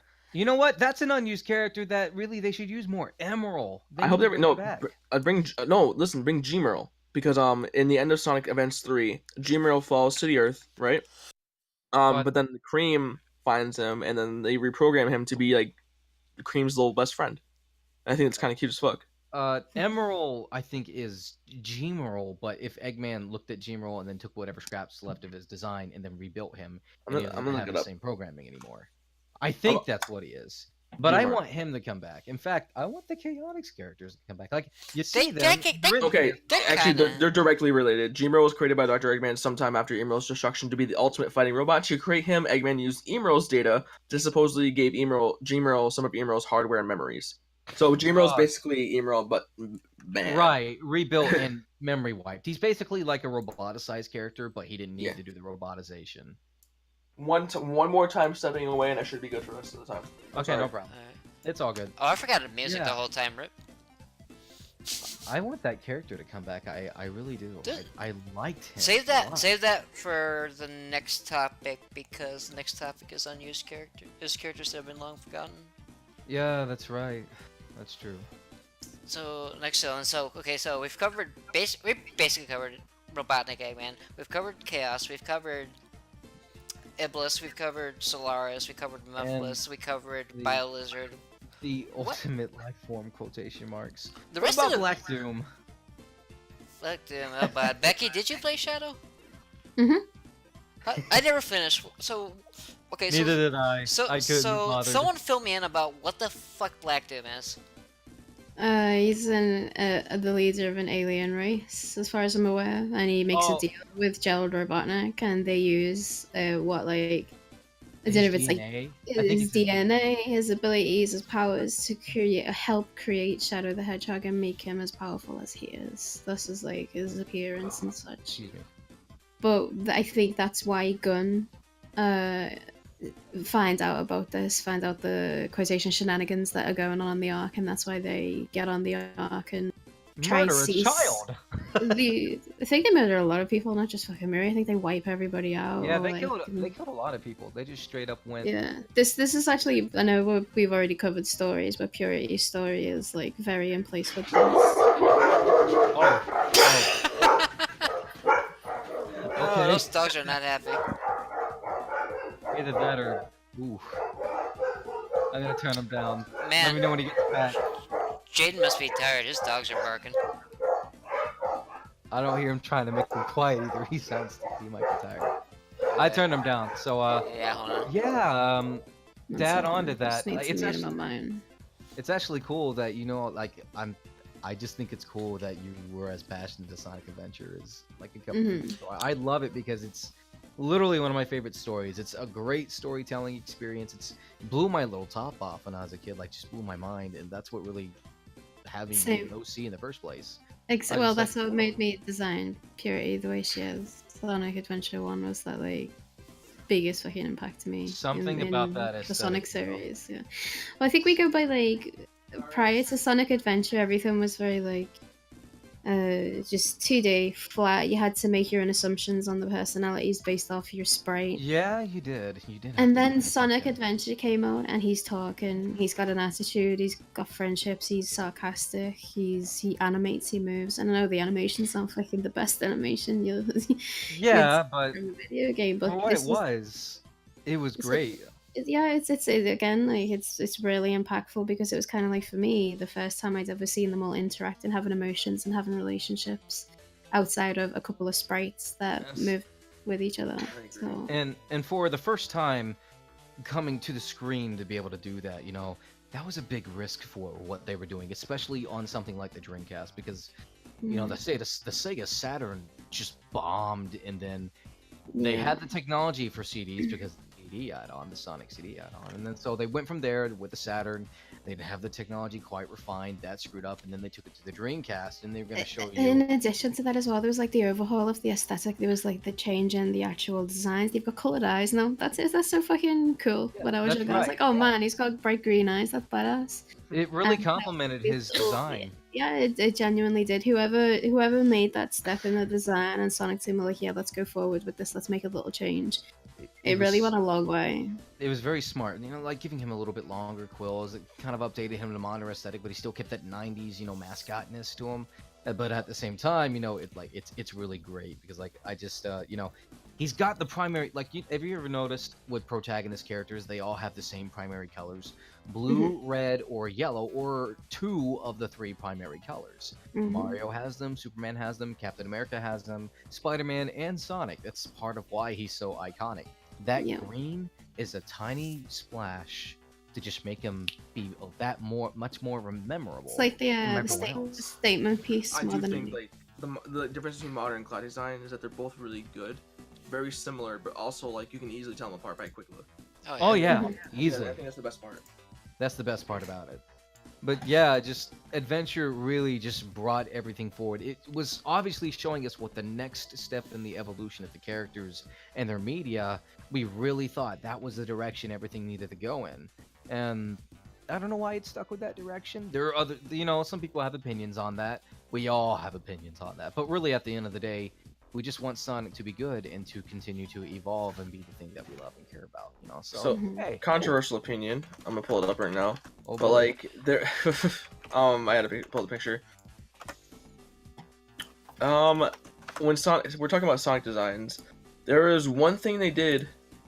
In the next game after Sonic Adventure, which is obviously Sonic Adventure 2, his shoes are fucking ugly. I hate these shoes. You don't like the soap shoes? Oh my god, you're gonna get fucking crucified for that. I don't give a shit. There's a reason they went back to the regular shoes. Wait, what the fuck is this? No, because fucking people No. Okay, so real quick tangent. While I typed in Sonic Adventure 2 Sonic, just to find his design, this is the third row down, but what is that? I don't know. What is that? It's the second row down, actually. But yeah, I do not like Sonic Adventure. I do not like the soap shoes. They're That's big. That's a big yikes for me. Big yikes for me, man. It's Yeah, no, probably the biggest yikes. What, you like them? There's so many people in the community love the shit out of them. that love his shoes. So. I like them because they're fucking huge, and like they're just way too big on Sonic, and I think they're too complicated for the rest of Sonic's design. It just doesn't match. I don't know, man. I mean, if I'm being honest, I mean, they're kind of big because his hands and his head are big. Like Sonic, at the core of his design, is based on the 1930s, classic cartoons aesthetic. That's when you had to go to the theater and see Mickey Mouse on a screen. He wasn't on television yet, so they had big hands and feet to exaggerate motion. So Sonic was based off those core principles. But like I get the thing with the shoes. They do look a little different compared to the rest of the style, but at the same time, like, they thought Sonic should grind. Whoever thought of that was a damn genius. And the fact that soap shoes were grinding shoes, like they're for what is that? I asked this the last time. What's the mechanic in Lost World where Sonic runs up on stuff on like runs up a wall? Wall running? No, it's like when people run on. There we go with the dogs. When people traverse rooftops and do all that shit, parkour. The parkour mechanic. Sonic was gonna do parkour and I said that, and that's what those shoes are for. I'm sorry, I didn't hear it because my mic's been kind of weird. But yeah, that's it. So yeah, they did a partnership with Soap, and then Soap got bought by the people that made Heelys. And I owned a pair. I owned a pair of Heelys, actually. I did a split in them once when I was 12, and I refused to wear them again because, God, it hurt the nads. They were a very big noughties thing as well. The whole soap shoe sort of thing and inline skates and stuff like that. They were really popular in like the early noughties when Sonic Adventure 2 came out. That was very popular. That was definitely a 90s aesthetic thing. It was definitely catering to the 90s aesthetic, but still, I love the shit out of those shoes. I love them as much as I like Sonic shoes because, they still have the strap, they still have the buckle. They wanted to modernize it. I think he's maybe just talking about how blocky the designs look, but I've seen some artists draw these shoes, and they look smooth. I'm gonna post another picture that actually shows off what I don't like about them. Because here's the thing: without Sonic in the picture, I think they're fine. But with Sonic, also still in the picture himself, wearing them, I just don't like how they look on him. Because again, yes, his hands are big, but the feet just are way too big. And again, the rest of Sonic's design is so simple, it's so clean. But then you have the soap shoes, which are not simple. Yes, they have just a few. Yes, they have a few lines and shit like that, but it's enough to where it's just a weird departure from the rest of Sonic's design, and it stands out. I think it's more. It's a departure from his original shoes. You're talking about a pair of red shoes with one strap on, and then on the next game, you've got a pair of red shoes with multiple arches, different lines, one big strap, buckles on the back, and all that shit. Yeah. There was a big leap, and obviously they were unhappy about it because they never went back, right? That was the only time. I think it was just a brand deal thing. Yeah, so there you go. That's all it would have been like. But I think they look better. This one picture right here just shows these shoes are almost as big as his head. It's crazy to me. Excuse me if I talked over anyone because my headphones does this thing where it'll start clipping out, and then I'm like, oh fuck, there it goes, and then I won't hear anything, so I have to unplug and then plug them back in. No, it's okay. I'm reading. Yeah, those screenshots, they do look good. A bit, yeah. Also, I'm reading chat. Apparently, Rav has a pair of soaps. I've been looking for a pair of soaps for Fatima. I wanted to buy a pair of Just go to but Bath and Betty Works. It's so hard to find. Oh, you're funny. It's so hard to find a legit pair in her size that aren't scuffed to hell. She have what? Does she have a big shoe size or something? Do they sell them on Amazon? It's like a size 8 in a women's. Oh, that's they tiny. sell. Never mind, they do not. I was gonna say there's a link on Amazon, but they're just not available. Yeah, Rab put in a picture. Those are some nice old shoes. They're based on Those are nice. the designs either Nitro or Scorch, and I think they're Scorch shoes, not the Nitro shoes. Excuse me. Delicious. Okay, so Beyond Black Doom, and yeah, I wanted to add to that. I actually like our tangents. The whole thing with Black Doom, I wanted to add to that. People had started putting some, connect the dots with Sonic Advance 2 and 3 and then Battle. Apparently Gerald might have picked a hedgehog because he went to the ruins. He might have gone to the ruins on Angel Island to take a look at, what they are. He was an archaeologist. He's seen the mural of the giant egg robot fighting Sonic, which, we don't know how that mural got there. And he wanted to make a life form based on this super form looking figure, which was Sonic. So that's why Shadow has the quills going up in the style of Sonic Adventure 1 super form. Did you ever question that in Sonic Adventure 2, the last fight with BioLizard, if you played it for long enough, Shadow would turn around and say, I actually have a feeling I know who the ultimate life form is, it might be you. That used to confuse the shit out of me when I was younger. I've Why never Shadow heard that, would say actually. Yeah, he does. He would only say it if you were like, I'm talking like 6 or 7 minutes into the fight. You would have to really prolong it just to listen to all the voice lines of all the heroes. And Shadow does say, I think I know who the ultimate life form is. It might be you. So ever since then, I was just like, well, is Sonic was he a ultimate life form? But what's Shadow talking about? I don't get it. Yeah, I always found that strange too, if I'm being honest. Hey, maybe next time we go to a fucking con and they ask for Q&As, we can ask that question instead of asking about fucking Joker or fucking Sonic rivals. We're not getting into it again. Dunking on that guy. My What God. would Sonic do if he met the Joker? Okay. Probably I respect you, man. I'm glad you're asking those questions. I'm glad that you spent money and you have the right to that you spent your money to get in line and ask that. But please, there are people that had real questions in that line, and you spent 4 minutes trying to explain it, and I'm like, come on, man. You're wearing one of my favorite anime characters, Natsu Dragneel, but I'm like, come on, please. Oh no. Someone called Soul Kiss. Oh, I think- she's giving me advice. I'm Yeah, just she's showing giving it just so me people see the images. Yeah, there's always a chance that someone could be, I tried trying to give you I tried to freaking window cast your Discord, it wouldn't work. There it is. I think I discovered what the ultimate life form is. Yeah, that was so strange. Maybe it's because Shadow's questioning if he himself is truly the ultimate life form in the face of this difficulty of fighting this gigantic weird. Possibly. Yeah. Possibly. Like, We'll never know. either that or like some sort of like mistranslation or something. Yeah, from Japanese. Yeah, there was a couple few translation issues that, like, the overlapping voices, because the Japanese lines were a little bit longer and all that. That game, I know that I love that game, but it's, I never noticed how strange it looked way back when they put Sonic's mouth in the center of his face. And even then they did that in Sonic Adventure, but, that model's different because when he talks, his whole head wiggles. Mm-hmm. Oh, shit. Oh, sorry. I almost And got then, something. I don't know, after, like, these villains, every other villain is, like, really, really, really, really forgettable. It's like your everyday villain of the week, man. I seen the Creeper No. the other day. No, He had my bag of weed. Because, like, even Black Doom, the lesser of the villains we've talked about, he still left kind of an impact on at least a major, or at least a popular character. Everything else just kind of, like, vanished off of the face of the earth after the game was I finished. don't think the Black Arms and Black Doom had that type of impact that you'd want, though. I think you had a No. questionable impact. I think the impact was, wait, what?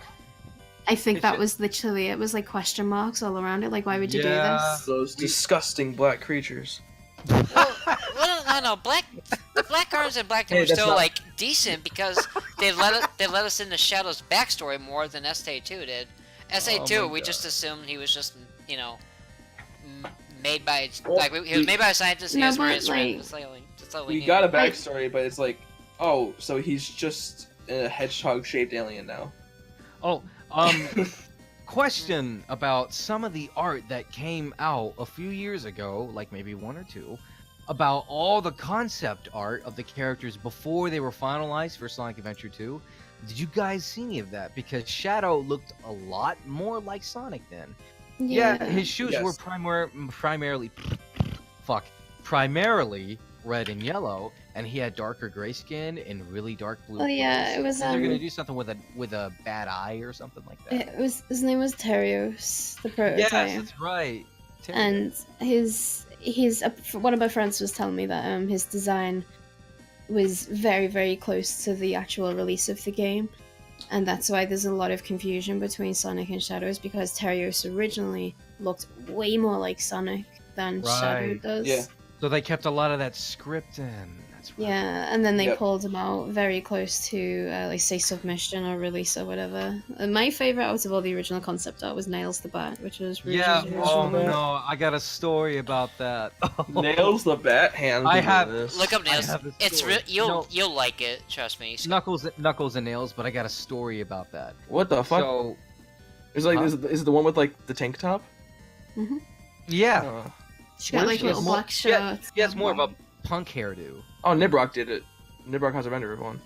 Yeah, so little story about that. I go to my friend. I'm not purposely plugging her, but she's Jovial Nights on Twitter. She's She's a great. little sweetheart. She made a Sonic artist meetup that happens in Texas, and she wasn't able to do it this year because of college BS. But she's gonna definitely follow up next year.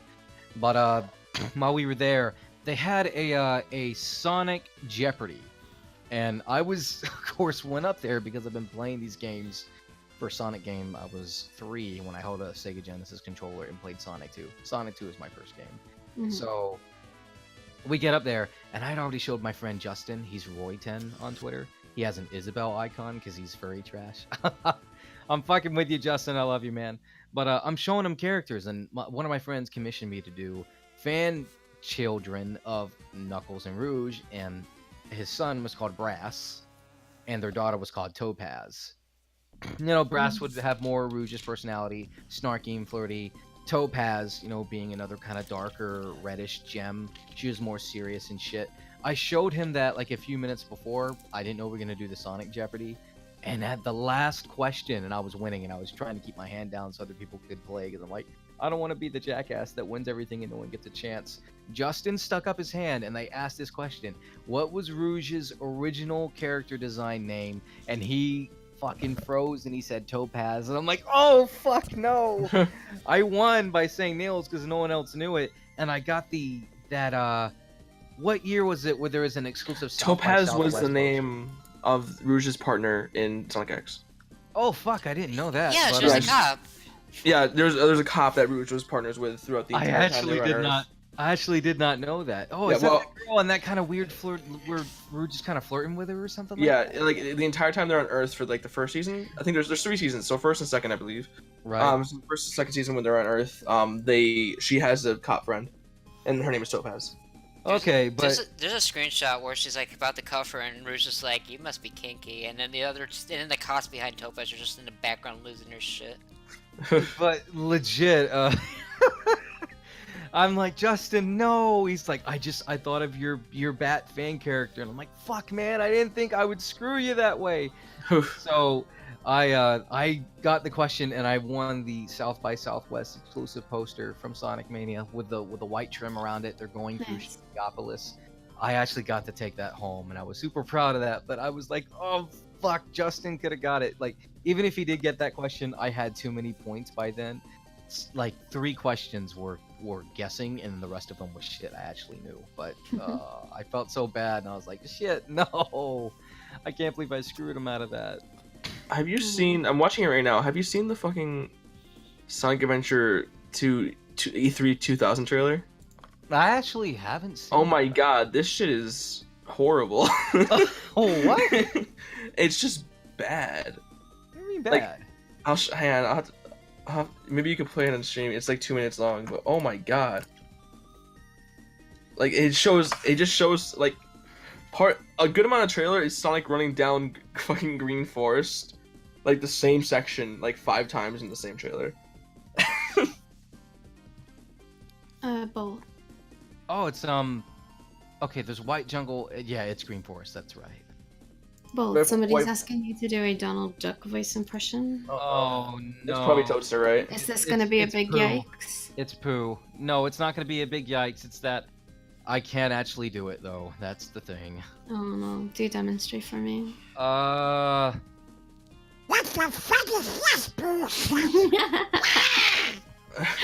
Holy shit, that's Yeah, I fucking can- amazing. I can do that. I can do a very generic Ryan Drummond Sonic. I can do Mr. Burns. I can do the stupid retarded lion from Looney Tunes that fucks funny. Speaking of that, when Hayden's dogs were barking, someone said something in the Twitch comments where it was like, Becky's talking about purity, release the hound, Smithers. Right after Hayden's dogs were like barking. So that's right. When they barked, I heard someone knock on my door. I went up from the cellar because I was doing the sauna thing. No one was there, and no one left the driveway. Oh, that's strange. Like, I just heard a knock on the door, I came up to see who it was, and there's nothing. And it was like, it's not like I was down there for a long time. I heard the knock on the door, it took like maybe like 30 seconds, went up there, and nothing was there. Oh. Greg, yeah, the lion's name is Pete Puma in Paradise Rock. It actually doesn't hurt my throat to do Donald. I'm squeezing air, if this makes any sense, between my cheek and my teeth. like this. Like, just like that, except I spent years and years upon building on it, and now I can do this. Brace yourselves.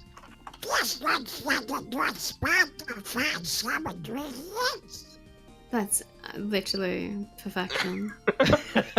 I hate that quote from Donald because he says it's so slow in Kingdom Hearts 3, and every time he does it, I'm ready to pull my hair out.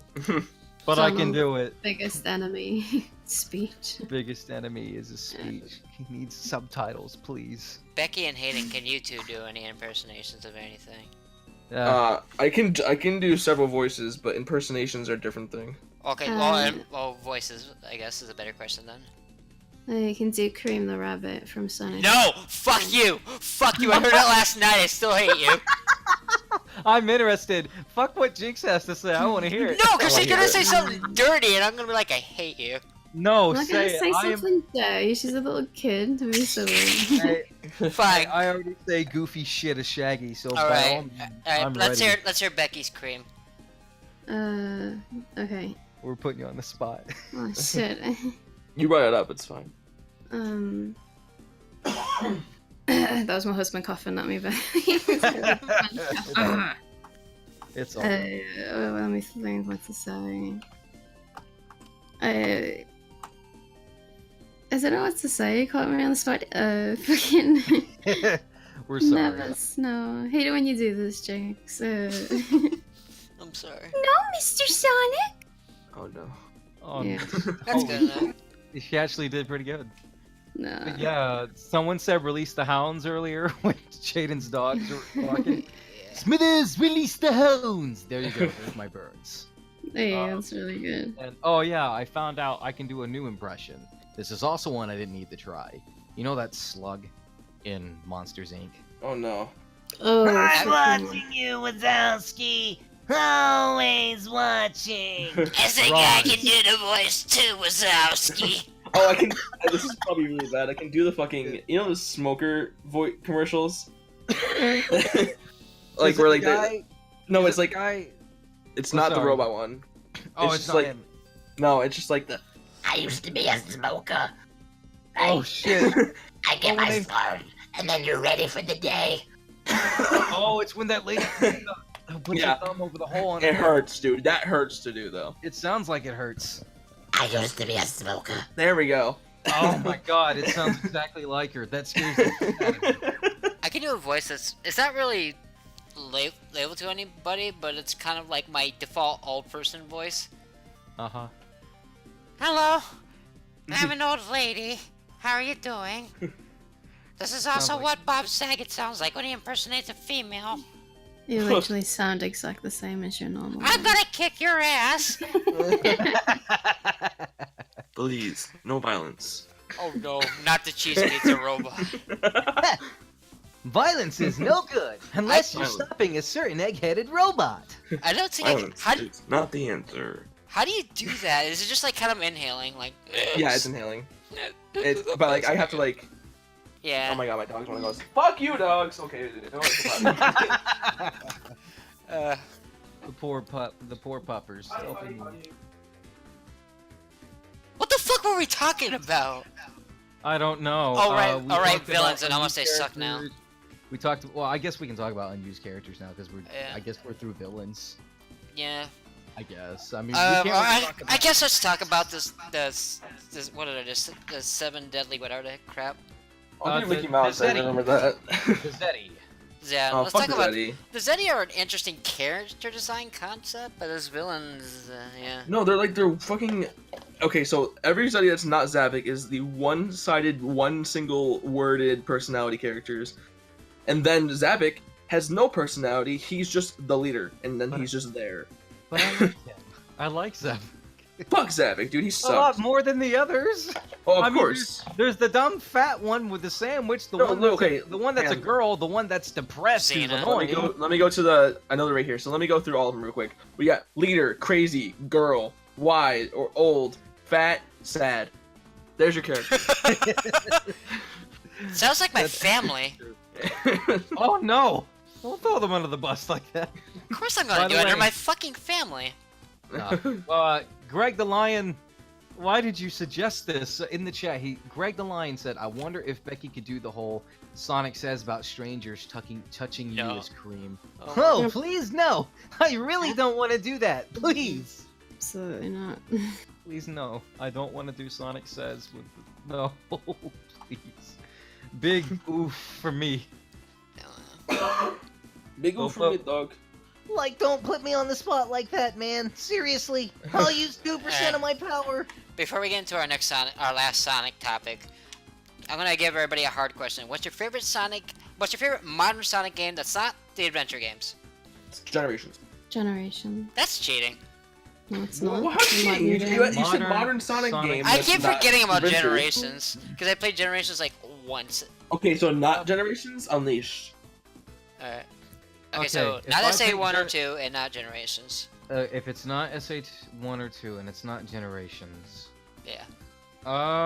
my favorite modern Sonic game that's not that. Like I feel like that's a question that actually makes Like- you like think because everyone can just say Generations, but Well, Also, it's making me think.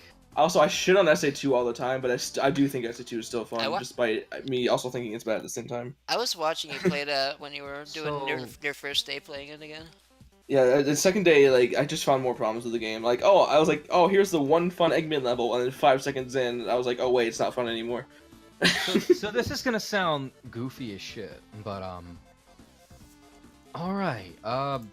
Sonic Colors was my first exposure to Roger Craig Smith's voice. I haven't beaten a Sonic Unleashed on the Xbox 360 yet, so I'm not gonna give an opinion on that.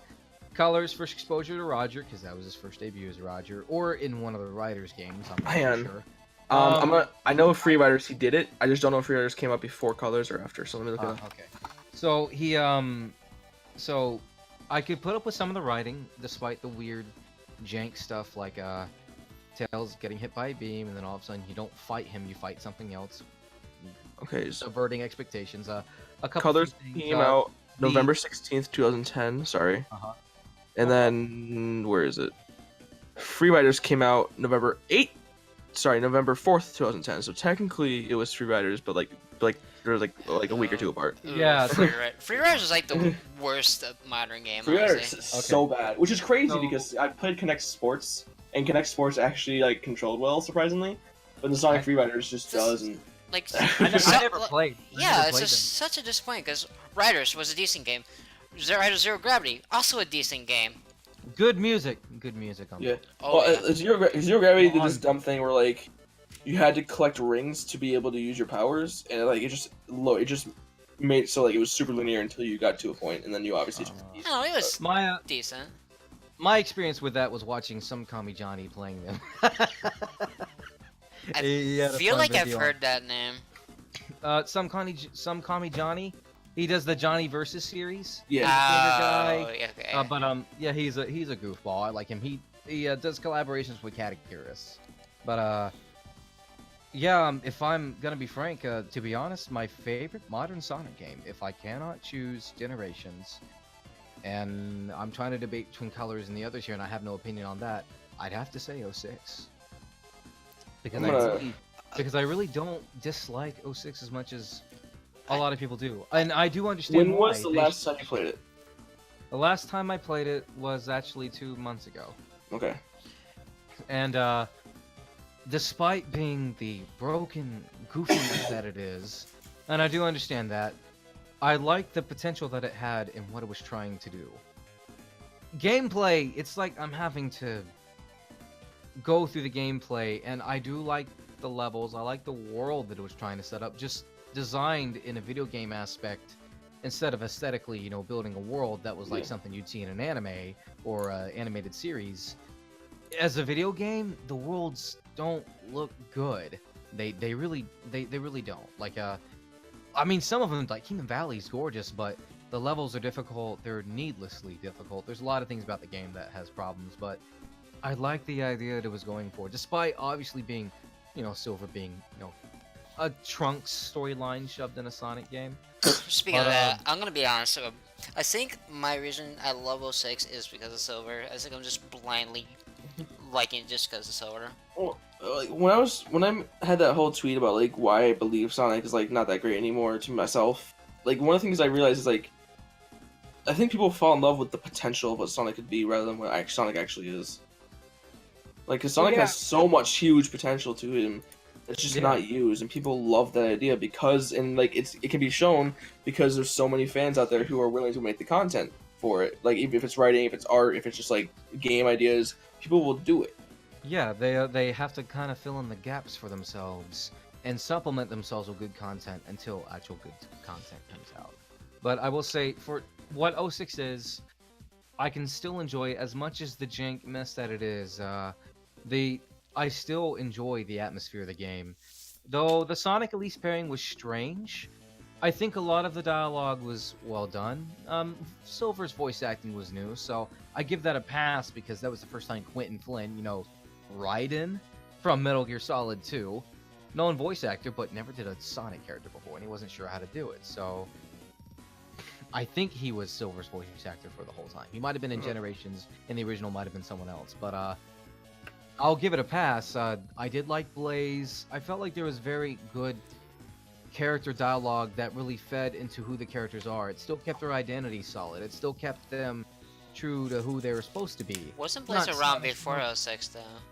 Not be someone that's going, haha, baldy McNose hair, some goofy one-liner that they play overstays its welcome, that joke, and then everything else, it's like, because Pontaff and Graf, they wrote Happy Tree Friends, which had no dialogue and egregious amounts of gore on cute cartoon characters, so I'm like, if you have no dialogue in your writing repertoire, why were you hired to write for characters? Those episodes, their writing was, what is the way we can kill these animals creatively? Yeah, and that so was it. I never did understand that, but basically, I did like that. I haven't finished Rush, but if I do finish Rush or Rush Adventure, I'll say that those are probably my favorite modern Sonic games, because they're the first introduction of the boost, if I have to be, like, really specific. No, they are.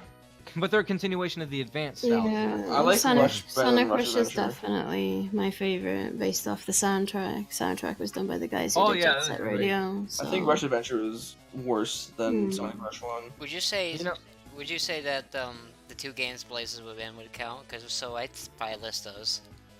Yeah, they were this. Because they're Mario Sonic, but they still have like retro Sonic kind of a playstyle. Well, yeah. like IDW, we're just gonna say IDW's canon because like they're continuing the canon of Sonic, so I'm gonna say they are. Blaze, what? Excuse me, sorry. Nice. Sorry. You keep going there. I'm sorry about that. No, you're good. But yeah, they continue the canon of Sonic. Like they mentioned other stuff. Blaze is right there talking about the Soul Emeralds and stuff. So Sonic Rush is, I would say, is canon. That makes me want to rate it more. Goddamn. Well, we know what I'm spending my night doing. No, dude, read the comics. They're like maybe 20 to 30 I do love them. I just got distracted. Yeah. But yeah, I really like this mechanic that was in the Sonic Advance games. Now, the Sonic Advance games were obviously more longer versions of the classic levels in the classic games, and which means platforming in different levels, at high levels, mid paths, low paths, running on water, all that shit. It continued that, but the one thing I wish they had kept, because while I like Boost, I feel like having all of Sonic's power exploitable at the press of a button gets boring after a while, and that's just a personal opinion. Yeah, that's the thing like about the fact that you go. I'll let you go. That's just because there's been an argument about how Boost is like making the games worse nowadays, but I bet you if they took it out, the games would feel real off. They would feel. The thing is, I think they need to implement Boost right. But okay, back to the advanced thing. I love the fact that if you run at enough speed, at enough incline, uninterrupted, you break the sound barrier, and then after images start falling behind you. I love the ever-living shit out of that. I love that. I played the crap out of Sonic Advance 1, 2, and 3 just to do that. Just to have that thrill of watching Sonic fly that fast. It was great. Those are my favorite games from that era, actually, is like Advance. Advance is like something I could play all day if I felt like I could just get into it again. I love Advance 2 so much. I love I'm not the gonna gameplay. lie. I love the art. I love the art style they did for the game too. They're great. I just hate getting the emeralds. I never got the emeralds. Sonic Advance 1 is a classic Sonic game. I'm just gonna say right there. Sonic Advance 1 just plays like a classic Sonic game. Yeah. Sonic Advance 2 is when it deviates and like it does its own thing and has like the tricks and like doing tricks helps you get to better places. I just thought Sonic Advance 2 was so good, and then Sonic Advance 3 isn't that great, but still. Oh, I hate Advance 3. I love the music. I just don't like the gameplay. The hub world, the character, the double character thing, the level design, I just didn't think were great. I like the idea of using the two different characters to see what different abilities you can It was get, a good experiment. Like, that's hunting what it was. for the emeralds. Hunting for the emeralds is why they did that, and you wouldn't have known that unless you're like, oh, the emeralds give me the true ending to the game. Yeah. Wow. Did you play Advance, Becky? Any of them? Yeah, Sonic Advance 1 and 2. They're good. I hammered the fuck out of those. I love the special stages in Sonic Advance 1. There was a Everything, time like on the board. And I think like sorry, I keep swearing so much, and That's fine. like anytime I can't think of something to say, I just like fill it in with a swear word. Anyway, like sometime during like late elementary school, there was a week and a half where I was straight up sick, like super sick the entire time, and the only thing I did was play Advance 2.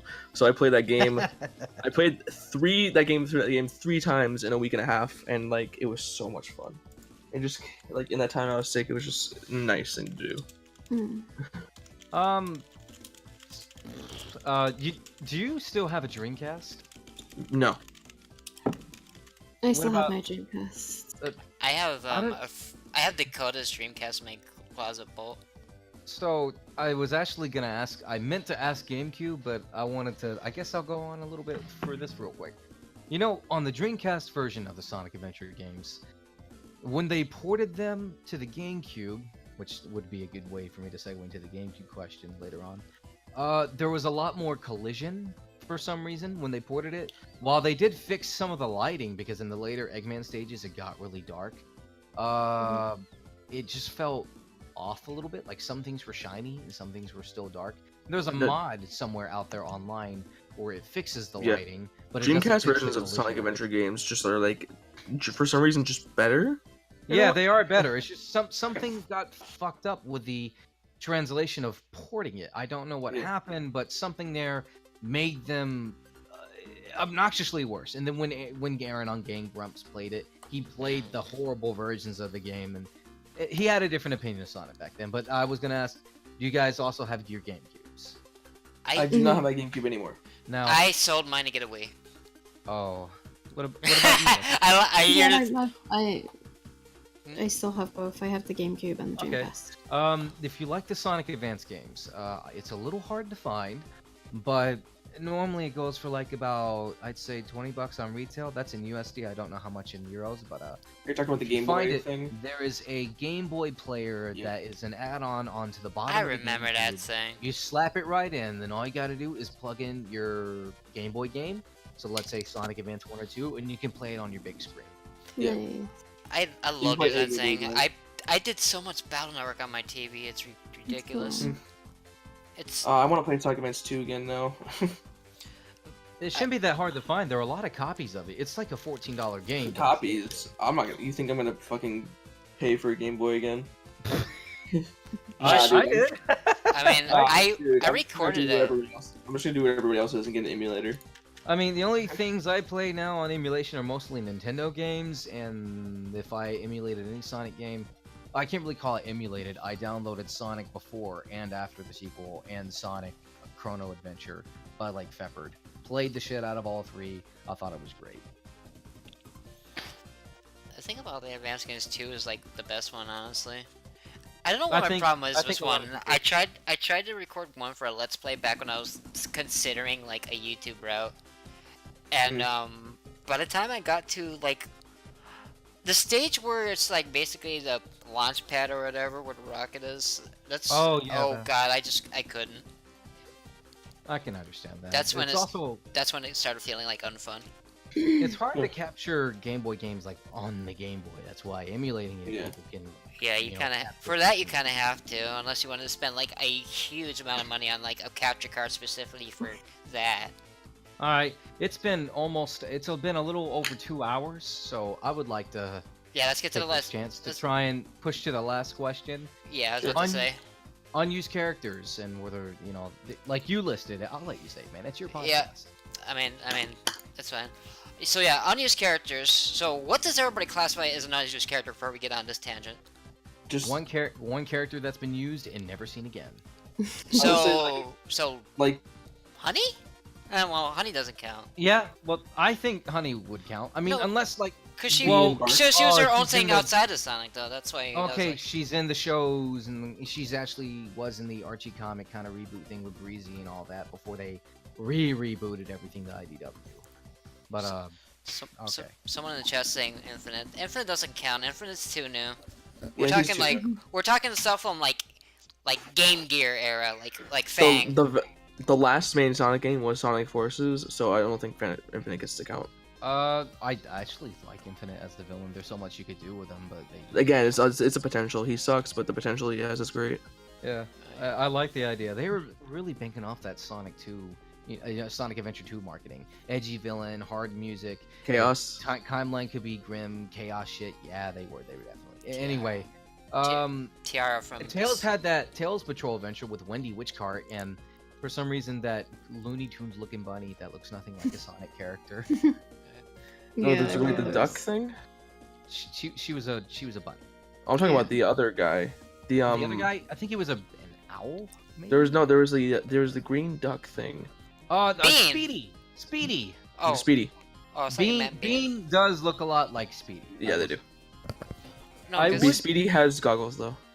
I would mention Nick, Bark, and Bean, but they did come back in Mania, which is Kind of. Kind They're- of. They they're- weren't actually there though. They were just an There's image. cameo. but They it were was Boss definitely, cameo. it was definitely a great nod to them. Yeah. I would say that. Definitely a great nod. Shit.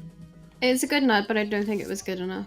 Nah, You want them want to that. actually be physically there, not just a Like, projection yeah, from a boss. that's Saying about what I characters want. that like haven't been back, but like I don't want any of the unused characters to come back. Like I feel Gamma exactly has. the same. I think everything's in place where it should be. I think there's Yeah. characters that are being used that need to not be used anymore. Yeah, Huge. the cream hasn't For now. been used in a while, but like I don't think she also needs Cream's to. completely unnecessary.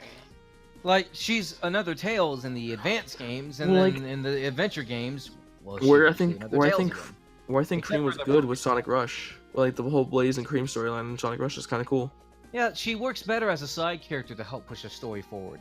Like some characters are meant to do that, and like Marine, I would not want to play as Marine. Wait. And, I think you're trying to make her cute and spunky. She made me want to pull my hair out. So I think Cream's coming back in IDW. Hang on. she might be. I mean, Oh, she's because I remember seeing a cover. I don't know if it was real or not. Is there a way you can look at the covers? There's a lot of people shouting shade in the comments oh Shade for Shade. what? from No, she had an interesting angle, Oh. Shade, the echidna, but Yeah. legally, Sega would not be able to touch her because, Mr. KP himself would have a shit fit. shit. Yeah, but he doesn't own her because she was in the Chronicles game. I know, but that's the reason why he even had the idea of a lawsuit in the first place. The Chronicles That thing was man the thinks Chronicles thing. The Chronicles thing coaxed him, and then the fact that Archie decided to foolishly, mind you, because they shot themselves in the foot, issue reprints and not pay him for it, and lose his lose his contract. That's why that whole thing started, because Archie was being a shady comic company. Yeah, but the thing with Penders is I feel like he'll fucking think anything he participated in it can result in a lawsuit. No, he said that He hasn't. he was gonna sue Sonic Chronicles for like stealing his ideas. Oh my But then one of the things that he did for like I guess one of his fans was he just traced over shadow art from Sonic Chronicles. He's done that. He's done a lot of crazy shit. Hell, he said that back in December, the trailer for Endgame was a reference to one of his storylines in Sonic, and I'm like, you have got to have the biggest ego to think that Marvel is referencing your story from a Sonic comic, dude. Yeah. Ah, he makes me want to take. Apparently, he's an okay person. Someone said in the other server like days ago. But when you mention Sonic, he just suddenly just turns like completely like I don't know. Frothing at the mouth nutcase. Yeah, I think Hybrid or whatever his name is on D8 said this yesterday. I have a friend, my buddy. His name is Royal. I love Royal, or Sean. I love Sean. I love you, man. He's had talks with Penders, and he tries to defend him. I'm just like, I can't find that man defensible. It's so hard to defend Penders. It's because he's his own Larasu thing, which I don't know when it's gonna come out. It'll be delayed again, I'm sure. Has already copied art from the comics or art from other things or just shit that's already copyrighted that belonged to other people, and he's already slapped it in there to make a quick slapstick, comic, like chew it up like gum and spit it out the wall. I find him egregious in a lot of ways, just as an artist. So. So real quick, I just realized IDW 9, one of the other covers they did for it, like one of the side covers, Cream and Jimro are right in there. Ooh. But they weren't, and then they weren't inside the comic book. But there's this here. I just sent a tweet inside there. This tweet is being pushed around where Cream and Jimro are actually like teaming up and working with Sonic to help. That is a great cover. By the way, we should start wrapping this up because she's gotta go. She said this like 20 minutes ago. She's gotta go do a stream. Okay, so we'll just end this by saying, actually, we could probably pick this up next time. We might not have Becky next time, but we can still like continue this. Let me check my schedule for next week.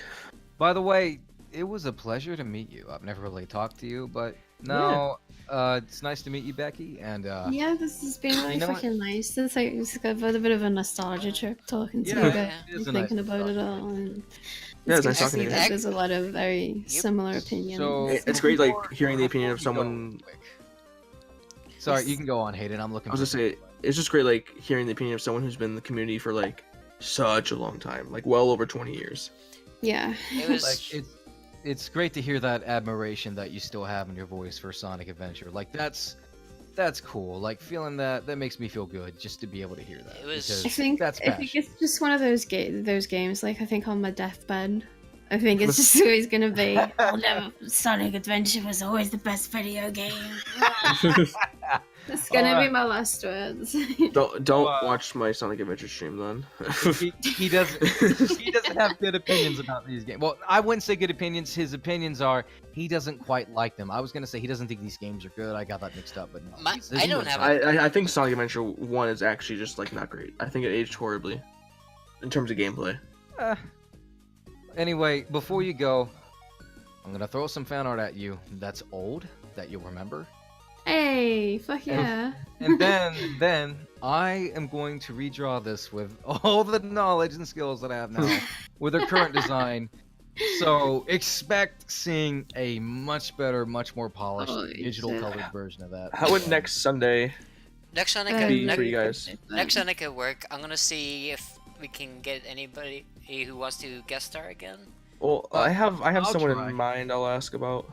Yeah. I can try and maybe get Usagi. I don't know. She's always working on college stuff. That girl. Yeah, like I was gonna ask her, but I'm gonna I know she's busy, so I'll just keep asking her every week until she's free, I guess.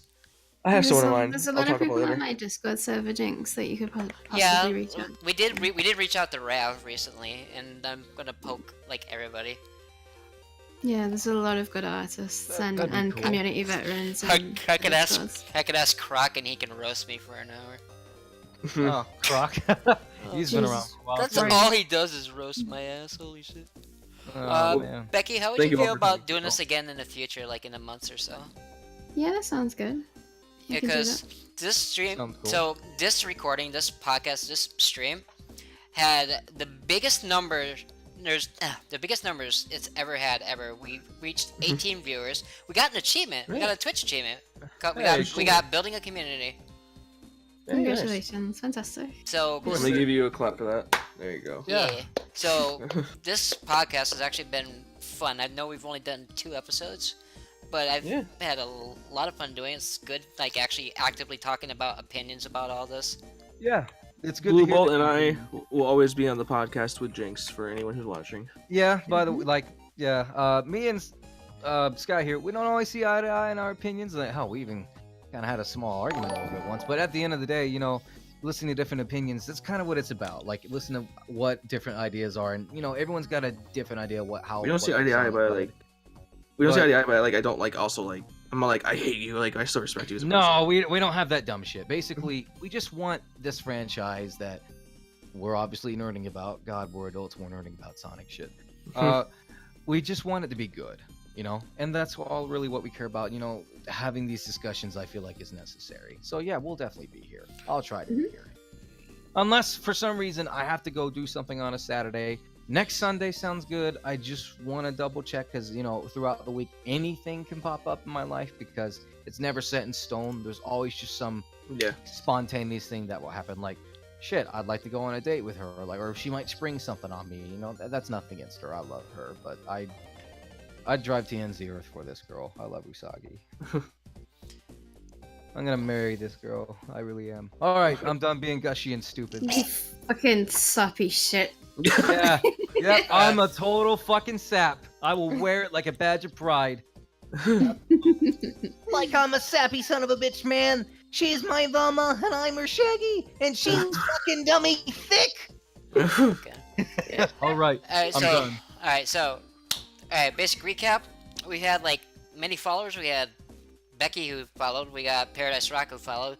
Kester who followed. I think.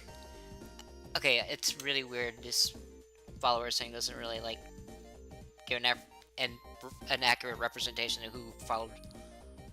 Shout out to you guys. You're pretty cool. Oh, here we go. Blue Keo followed. George the Lion followed. Paradise Rock followed. Yeah, Blue Keo's I think Blue Keo's a veteran. I've commissioned her a few times. Yeah, same. Blue Keo, how you doing? It's been a while. I'm super excited. How you doing? He's a veteran in the community. All right, I think we should let Moira go. She needs to scoot and do what she needs to do. Yeah. Thank you very much for having me on, guys. No problem. Hey, anytime. It was nice to meet you. Yeah, Have fun. Fucking fantastic. Take care of yourselves. All right, take care. Have a good night. Adios. Bye bye. Bye bye. Bye bye. Bye bye, Becky. Alright, so we're also gonna. Oh, I got another follow. Hey, nice. Rav is following. Thanks, Rav. Greg said, Hi, George the Lion? George the Lion. No, you're a fucking tiger. Hey, Rav. Nice. Thanks, Rav. I'm cool with this. Who is this blue character that's waving? That's Axel. That's Axel. That's my first guy. I'll like talk about him later. Oh my god, all these follows. All these follows. Holy shit. It's all good, but yeah, nice. It's cool that we have some old school veterans in here. Like, no problem. I don't know how long Blue Keo's been in, but I think I'd call her a veteran. She's been around for a while. She's been around for at least 10, if I had to throw a rough guess out there. God, I've been Blue around Keo's for pretty 10 great. years. Holy We've had shit. cool conversations. My artistic Hippie John account, when I closed it, was like 6 or 7 years old, so I've been around for, God, I don't know how long. 16 years? Jesus. Maybe not posting art in the community, but at Sonic in general. Yeah. If I could look up how old my Axel Darkix account is in DA, that's probably a good estimate how long I've been. God, that was a trip talking about Fan Art Central, and that's where she started, and that's where I actually seen her character. I still have not been there. Emerald Guardian was the one watching it. That was definitely something else. Paradise Rock wants to draw your purple hedgehog. Purple hedgehog? Wait. Jinx. What purple hedgehog? There's a lot of purple hedgehogs. You gotta be more specific. I have one too. There are a lot of purple hedgehogs, but I have a fucking 7-year-old purple hedgehog, dude. Jynxy, I think, is the purple hedgehog that he's referring to. Is she he thinks she's a cutie. Everybody keeps. Every time Jinx is like brought up, everyone's talking about how much they love her. I was like, I literally half-assed her. She has like the most minimum effort next to like Trigger, which nobody knows who Trigger is. Like she thick, man. She's thick. I mean, she's a witch. She can make herself whatever she wants.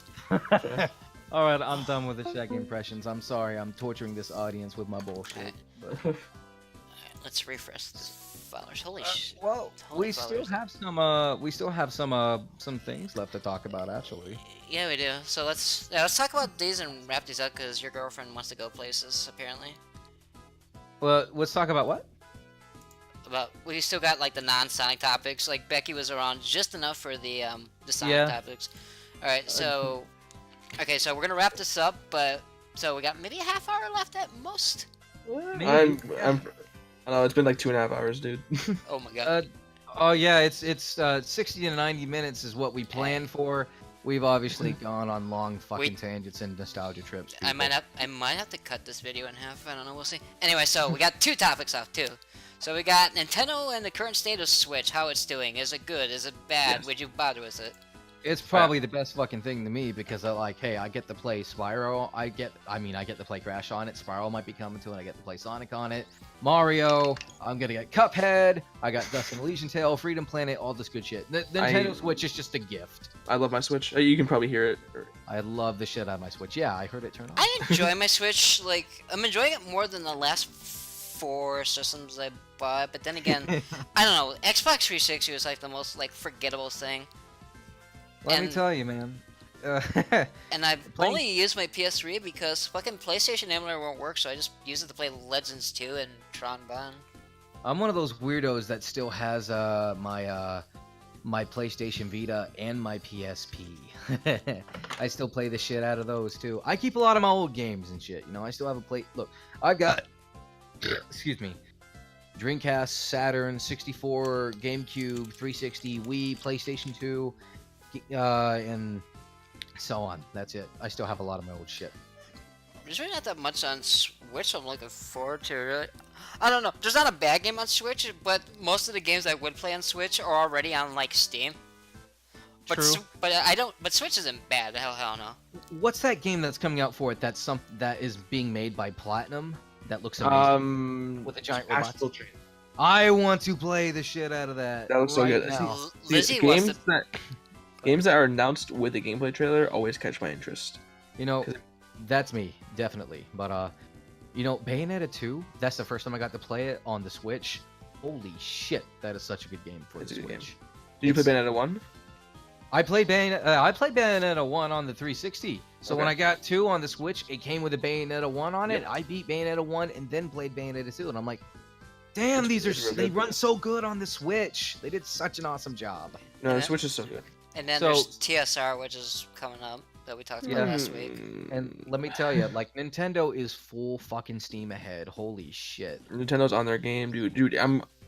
There's They are- their last Nintendo Direct people were saying was kind of like boringish. The Indies Direct had some cool shit. The next Direct will probably also like not have that much stuff. I feel like their E3 is gonna be jam packed this year. Dude, like, they are just straight up, again, the gold standard, you know? The fact that they were transparent about, you know, hey, guess what? We completely threw Metroid Prime 4 down the drain because the guys we were working with, we didn't like it, so we gave it back to the original dudes. Even though people were like, that's who you should have done the first time, it's still cool that they're being transparent with us. You know how hard it is to get a company to talk to us about something with delays or whatever? Like, look at Final Fantasy VII Remake. You haven't heard fucking diddly squat from Enix. So many people had to dig around and find out CyberConnect was doing it, and then they threw them out because they didn't like it, and now it's all in-house, and because Kingdom Hearts 3 is done, we might have to wait another 4 fucking years for its 7th remake to happen. But It's yeah, gonna be a while. Also, and the one thing Nintendo did recently that I didn't like, well, I mean, yes, it's back in the right hands, but Metroid Prime 4 situation. Oh yeah, Yeah, my one of my mods was really upset about that. Like, I'm upset Like- about it, and like, I'm happy they're back with retro. Issue being, it should have never left retro. they should have never left retro. That's the Like, thing. Nintendo should have never handled American Exactly. game development with American developers. Clearly different from how Japan works. Japan game development's actually hell. Exactly. So like when you have two very different like studios with different ethics working on like the same idea, it's not gonna work out. And No, it's not. clearly didn't. Like they straight up said, this is not working out. We're gonna hand it back to retro. You know, And the problem being is that retro had an IP coming. Like they're working on their own IP, and now they can't. It's being pushed off to Metroid Prime 4 now. very true. Speaking of retro studios, you know, They worked on actually Metroid Prime Samus Returns, I believe, and they also worked on the Donkey Kong Country games. And the fact that K. Rool was brought in for Smash, I am begging Nintendo, if you're watching this, I I'm begging, think please bring back the Kremlings. I don't like the Tikis. I don't like the Seals. I don't like these new characters in Donkey Kong. Give me the Kremlings, please. They're great. They're full of character. And plus, when I was a kid, I laughed my ass off when I would pause the screen and watch their stupid faces in mid-fall. I think the country series was done by somebody else. Did they do Country Returns? You said. Yeah, they did Country Returns. Yeah, you sure Okay. that's not? I think that's Retro Studios. No, it is. really Because think it's- I know sorry, not DK. Diddy Kong and K. Rool were designed by a UK studio. I forgot who it was. It wasn't it. I thought they were designed in part by Rare when the Donkey Kong I think Country so. games were in a I partnership think with Rare is UK based. Right, but the thing is that I think Nintendo got the rights to K. Rool because I don't see anything with Rare being credited for Rool being in Smash. I haven't seen that yet. So their status is up in the air, I guess. But overall, Nintendo's on top of their game. I love the fact that other platforms are coming to it. Hell, that probably might be the only way I can put up with Dark Souls because I'm playing it on my PC. And Hang on, real quick, that's a game I have opinions on. Listen, dude. Listen, I've been playing Sekiro a little bit. Okay. Oh yeah, we were gonna talk about that today. How So is it? much fun. It's good? so much. It's so hard. It's so fucking hard, but it's so fun. What's the combat like? Because I'm gonna put Fast as fuck, and you have to be aggressive as hell. Okay, It's like it's not like you're just like if you plan to play this like Dark Souls, you're going to die. You cannot dodge because like you don't have invincibility on your rolls, or I guess you're dodging. You have to work on your parries more. You have to be super aggressive. It's so fast, and you can also like there is like one hit kills if you can stealth kill an enemy, but like it's also that's also hard in itself. Some of the bosses and like even like some basic enemies will just kill you outright. It's way more like they got rid of like obviously you don't have different weapons. You have the one katana. You can have different combat arts. You have different things you can attach to your prosthetic arm to do some cool stuff. But like you don't really change your weapon at all. You don't have any armor. You're not really building up your character other than like if after you find these prayer beads, which is like after defeating mini bosses and bosses, after you find enough of them, you can enhance your abilities. But it just does it automatically. You don't choose which ones. It just happens. Regardless of that, like being more action adventure than RPG, it's still fucking hard. In my harder because of how aggressive the combat actually is. Okay. My opinion on the Souls games was I've always had a bit of a mixed opinion. A lot of people praise them as being it's a game where you don't have to hold your hand anymore, blah blah. I'm like, okay, in the 80s arcade games, yeah, they didn't hold your hand. There's an obvious thing that you had to do, shit like that. They were a little more unfair to players because you had to spend more money on the coins to play the game or get more friends to beat a certain boss because of the shit that they did. When I played Dark Souls, there's just sometimes I felt like there was needless bullshit that a person had to put up with to play this game. I like to think I'm good at games, just as a general effect. If I pick up Cuphead, I think I'm going to figure out how to play it within 5 minutes, unlike the guy who tried to stream it or couldn't even get through the tutorial level because he didn't know how to read. But basically, I don't need hand-holding in games. I can pick up the mechanics quick. I'm pretty, adjusted to that. I've been playing games for years. But my thing is when I go and look at stuff like Dark Souls, I have opinions on it. I think Dark Souls 1 and 2, I really feel like they're a drawback in games. Bloodborne, I love the aesthetic of Bloodborne. Bloodborne's so good, dude. I love Bloodborne. It's so good, but I have criticisms because big weapon, little weapon, heavy swing, little swing, throw a bomb, dodge, and that is all you need to do in the game besides maybe coat your sword in fire or get some poison or something like dude. that. And Sekiro is just way different in how you approach. It's crazy. I was going to actually say that I think Sekiro is shaping up to sound like how the way Neo plays. Maybe different, but in the same way that there's a different approach to it. I want to, but I haven't played it. Neo is different in the way that they supplement this whole simple heavy swing in mids or in light swing and heavy weapon and little weapon with something else. You have heavy weapons and you have longer range weapons and you have closer range weapons, but the thing is that it's different because now they implemented a system called the stance system, You The switch your posture. stance. So when you have a mid stance, low stance, and a high stance with a heavy swing is going to do a lot more damage than a high stance and a mid swing. A mid swing, it'll be a little bit slower, but a heavy swing in the low stance, it's going to be a little bit quicker. The thing is, you have many different options of what you want to do. A heavy weapon can still have a quick hit because you're using low stance. That's for quick light jabs. That's if you want to whittle away an enemy's health and keep them from attacking you a lot. If you want to just go in, bash the shit out of them twice and then dodge and then bash them again and they're down, that's the high stance. Mid stance is for the perfect mix. So you have the high, the low, and the mid. The middle's for, the balanced middle ground. High is for heavy or slower moves but hard hitting. Low is for faster. But then you already have hammers, axes, halberds, swords, spears, a chain sickle. You might have a scythe in the game. You have swords that can shoot electric beams and shit by defeating certain bosses. So it gives you a lot of options to what you can do. And then on top of that, because it's not just a simple heavy and light swing, heavy or low swing, when you change stance at the right moment, you'll see a little bit of energy come off you, like an aura. When you change stance, you reabsorb it, giving you more chances to hit. It really teaches you how to approach the game with a more combat-centered mind, because you have to be more aggressive in these games. You can't whittle away at their health like Dark Souls. No, in Nioh you have to be more aggressive. In Sekiro, there's this thing called posture, and what posture is like you have every character has it, including yourself. Basically, if you hit an enemy that's blocking and they don't parry, and the same thing with you, the posture meter will go up, and you can hit, and like if you do damage to them, the posture meter will go up regardless. You can kill enemies by straight up just getting rid of their health, but if you can get their posture meter all the way up and it breaks, you can do one-hit kills. You can do one-hit kills that will break it. So if you can find a way to break enemy's posture, and this works for bosses too. Like there's a boss I'm doing where I break her posture before I actually get her health down, and then I kill her. That's nice. But the thing about that is you have a posture meter too. They can one-shot kill you as well.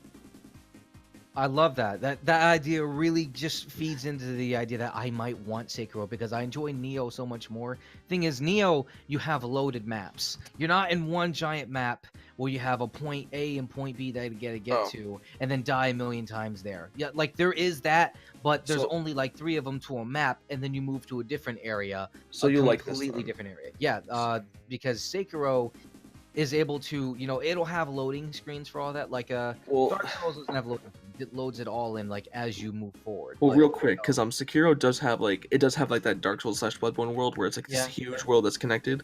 Right. However, there's also these memory things you can go through, and these memory things like you go through with your current abilities and like things that happened years ago, and you can get upgrades in those memories as well. But they take place in very different spots. Oh, I like that because it kind of isolates it, and there's a little more level progression. Yeah, there's level progression. Like I'm currently, obviously, like the one area I'm in right now is like this temple that is in the daytime. But then like the memory I went to, it was like a medievalist state in the middle of the night that was being attacked by bandits, and I can dig that. I can really dig that. And like it had different kind of enemies. There's a fucking hard boss fight. I'm still haven't beat yet because it's hard as hell.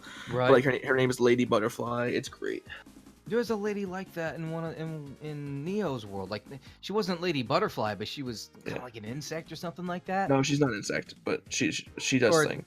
Or the lady I was. Okay, so she's not an insect, but that's like a theme of her. Okay. No, her name is Lady Butterfly because of reasons.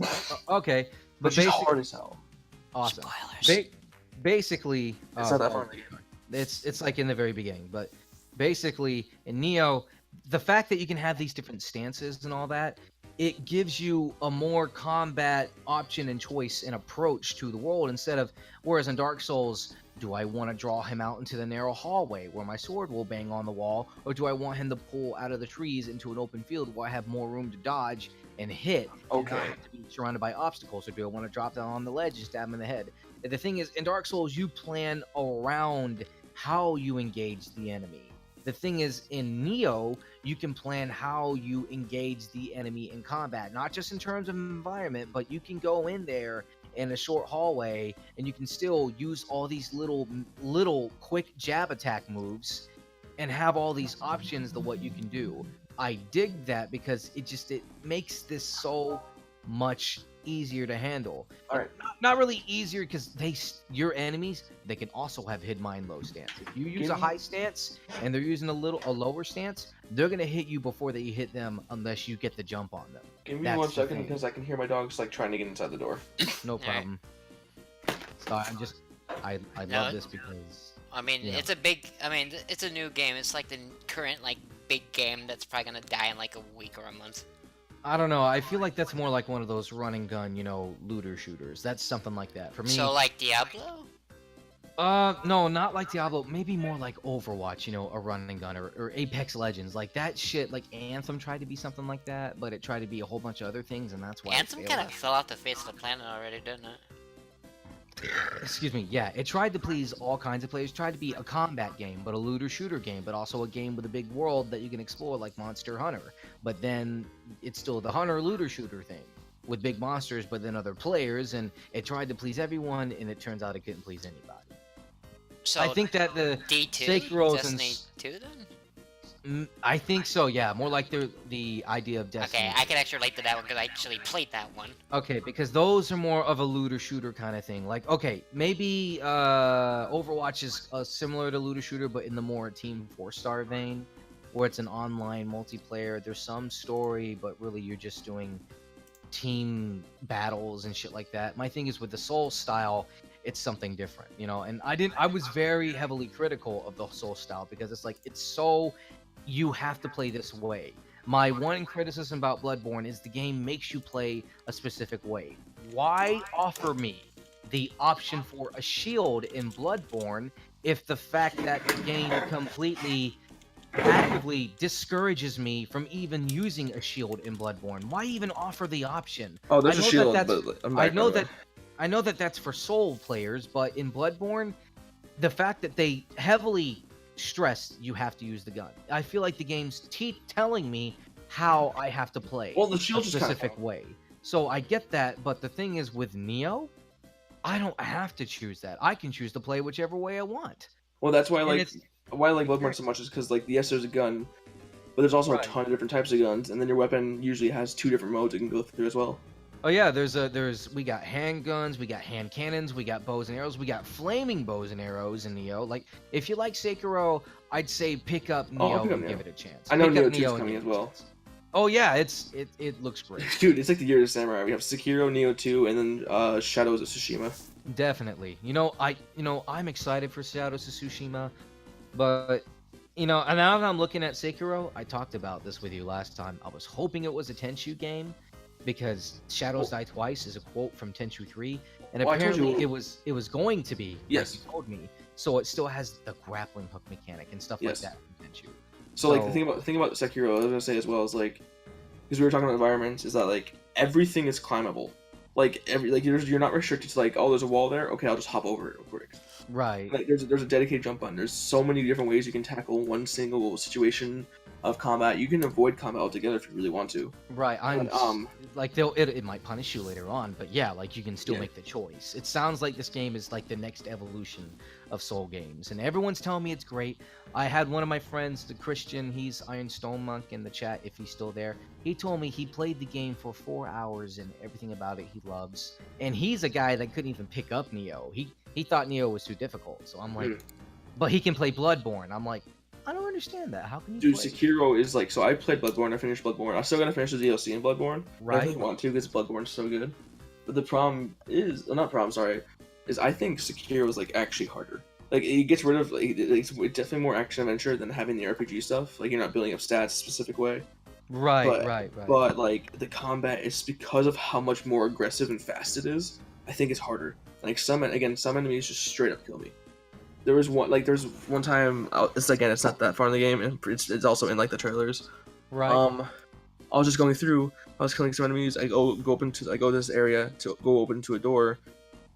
But then this giant fucking bull that's on fire and its horns just comes charging at me from the corner and killing everybody in front of it too. And Oh. it was hard as hell. That boss fight's hard. But what's also cool about Sekiro is that if you don't kill enemies and you go approach a group of a couple of enemies talking, you can eavesdrop on enemies and gain information about the next boss. That it might be helpful to you. There's a they show us in the There's shit that you can pay attention to. Yeah, like there's the very first mini boss you're gonna fight is this ogre, who's chained, and he's super hard. But if you listen to somebody beforehand, you'll find out that like, oh shit, he actually like hates it and is terrified of fire. So you can use that to your advantage. If you listen to somebody beforehand, you'll find that out. I actually heard about that. I did. Yeah.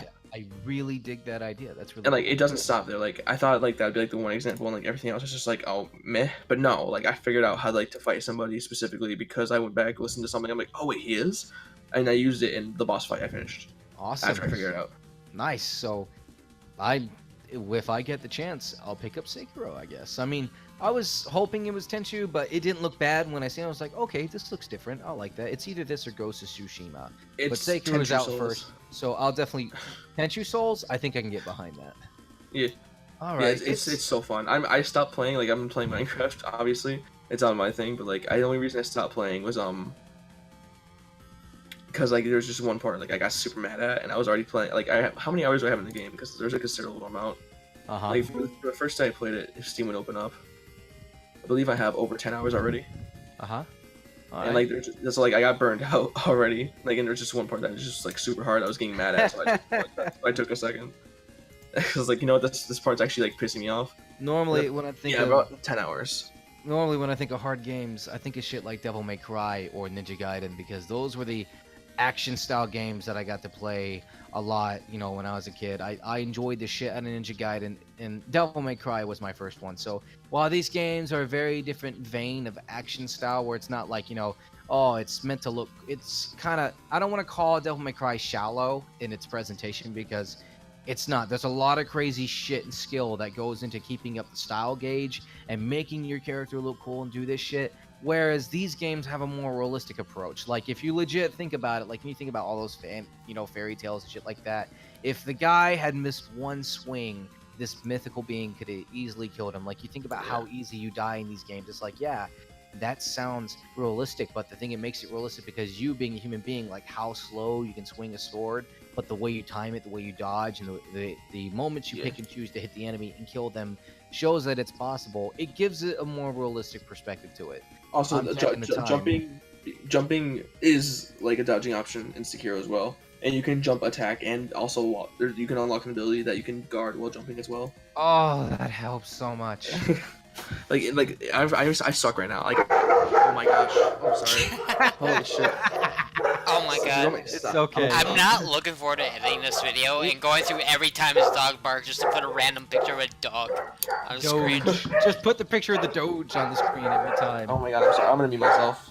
Oh, no, you're fine. Oh my god. Fucking Doge. God. That's gonna be annoying the shit out of him. Like someone just making his dogs go off. It's actually 8:52. I think we should be wrapping this up soon. Yeah, it's like no more than 8 minutes, and then we're definitely gonna close it.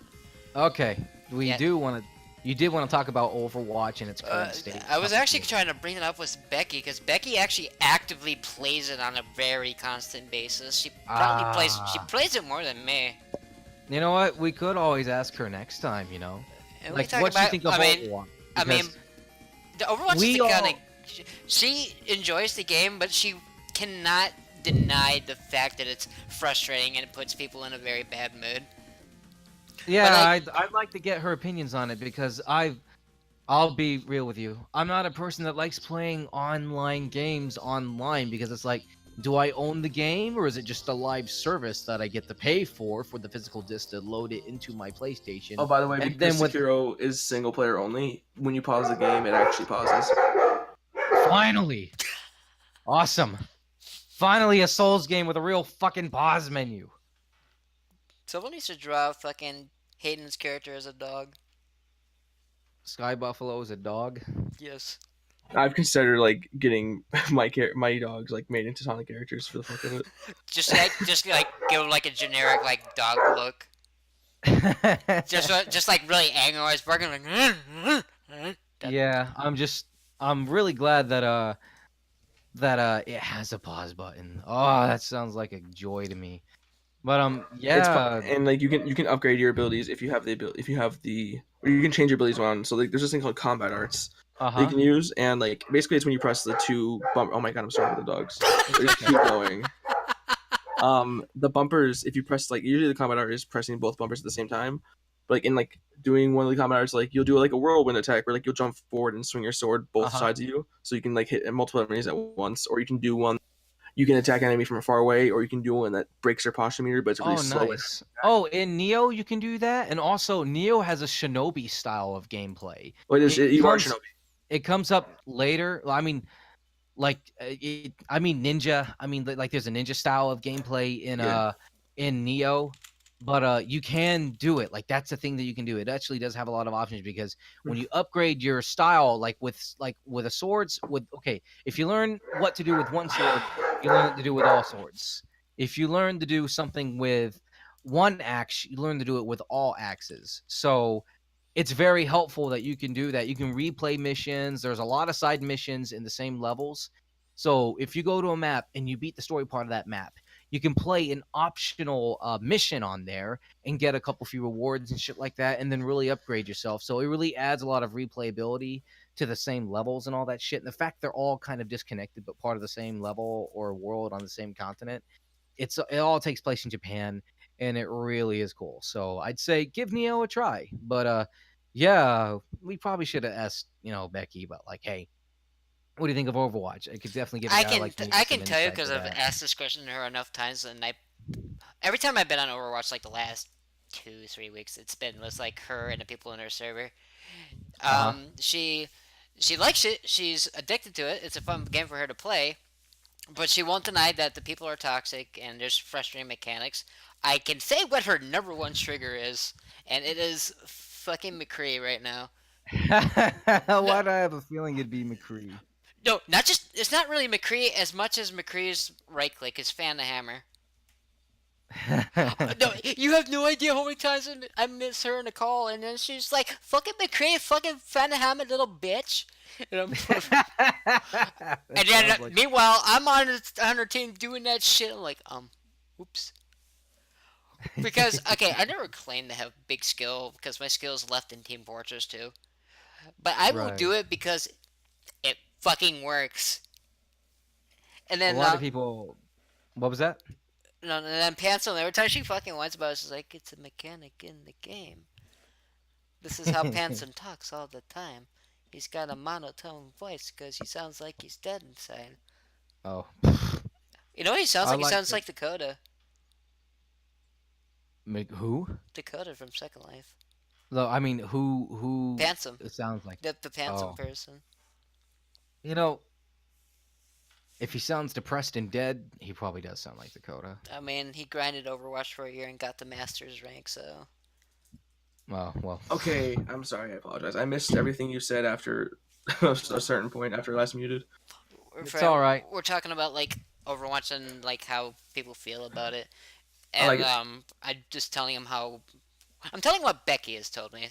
Yeah, I heard that. I heard that much. I didn't really. I never really got. I'm just not that guy that plays online games with people. I don't like online only games because, like, do I really own the game or do I have to have internet to even access this live service that I have a physical? Overwatch, you kind of gotta pay for. Like Overwatch is like a paid game. You gotta like. Yeah, you pay for it, but like everything is free after that. I mean, obviously there's the cosmetic stuff you can unlock. Yeah, but like, you unlock that by... Yeah, but it doesn't affect the game. No, like all the characters and all the maps and modes and everything is free.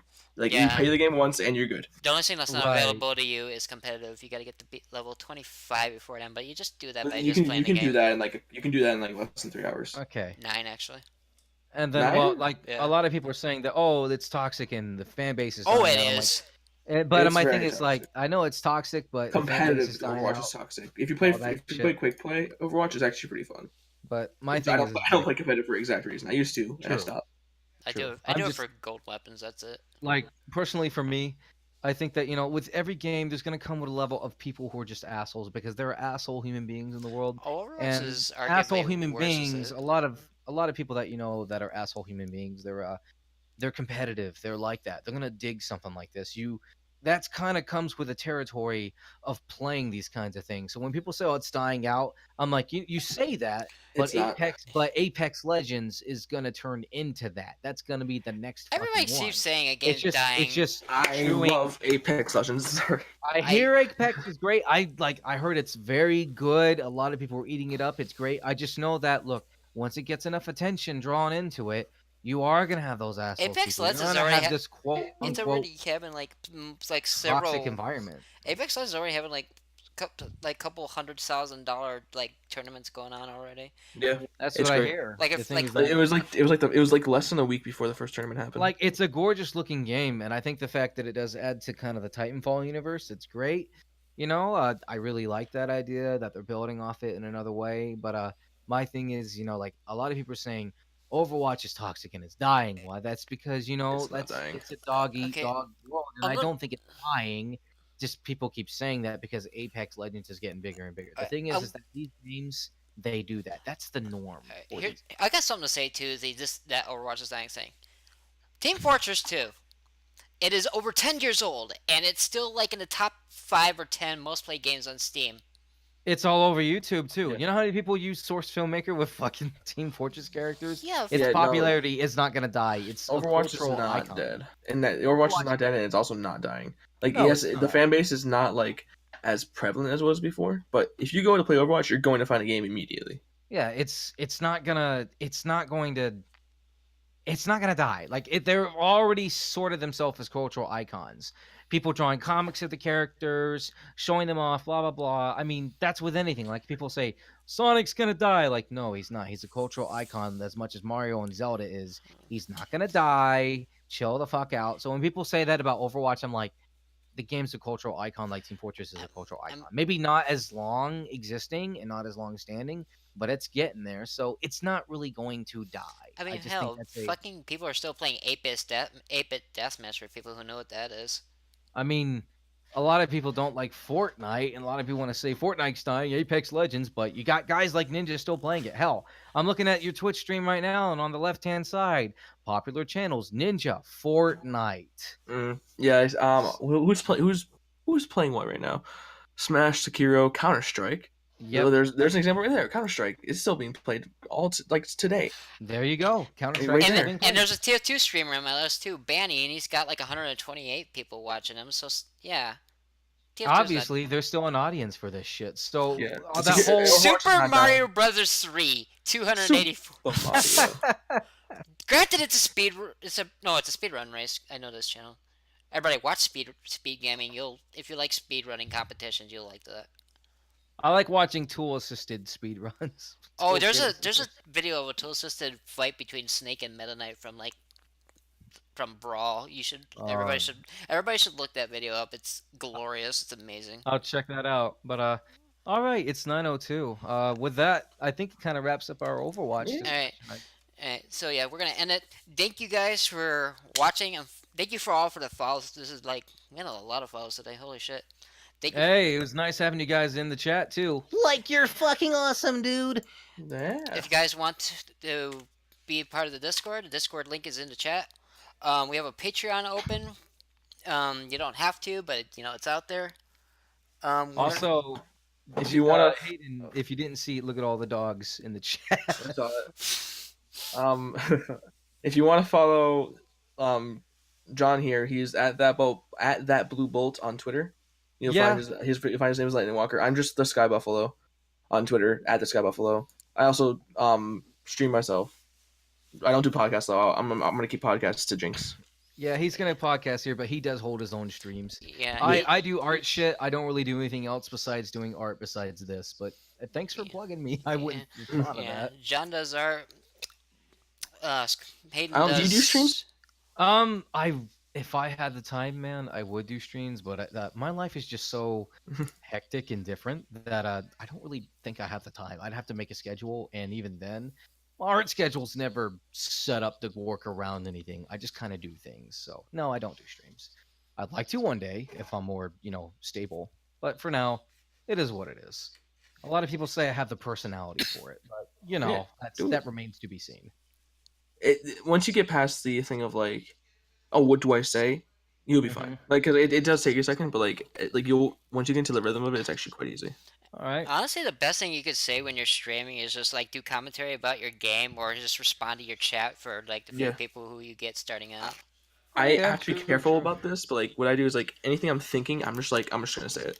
I obviously have to be careful about that, but yeah, because we all have shit that should probably be filtered. Yeah, but, like obviously I filter it, but like most of the time I'm just like thinking like, just don't like if I'm playing Sekiro, I'm like, all right, that guy's over there. I'm gonna have to fucking stab him, I guess. I don't know, and like I'll just say like under the breath stuff like that. The second stream in a row we talked about stabbing somebody. Just think we have problems. No, this first one I want someone to be stabbed in Detective Pikachu, which is likely not gonna happen. But in Sekiro, you're stabbing a lot. All right, guys, Yes. I gotta go. Adios. I gotta get some dinner, but it was nice seeing y'all. Like you guys in the chat. Thanks for asking questions, interacting, man. Like Shaggy appreciates it. Oh, shut up, asshole.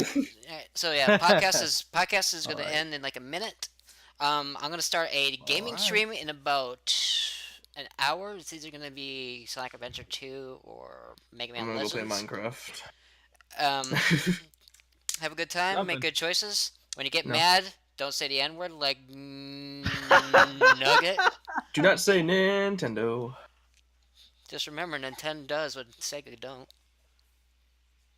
I did that wrong. Dreamcast 2 coming soon. Sega does. That when would Nintendo don't. That would be fucked up. It's just like, hey, we didn't make a console for like 3 decades. Here's another one. Yeah, it wouldn't sell well. It wouldn't do well at all. It wouldn't. Everybody would be like, do we trust you? Like, yeah, a we've lot seen of Sonic fans would buy it, I'm sure, but everyone else would go, Like, not even Sega fans would buy it, because Sega fans and Sonic fans are two different things. yeah. Because Sega makes a ton of other games, and then there's also Sonic.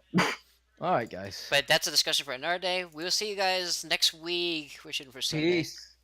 Peace. Take Adios. care. Take care. See you around.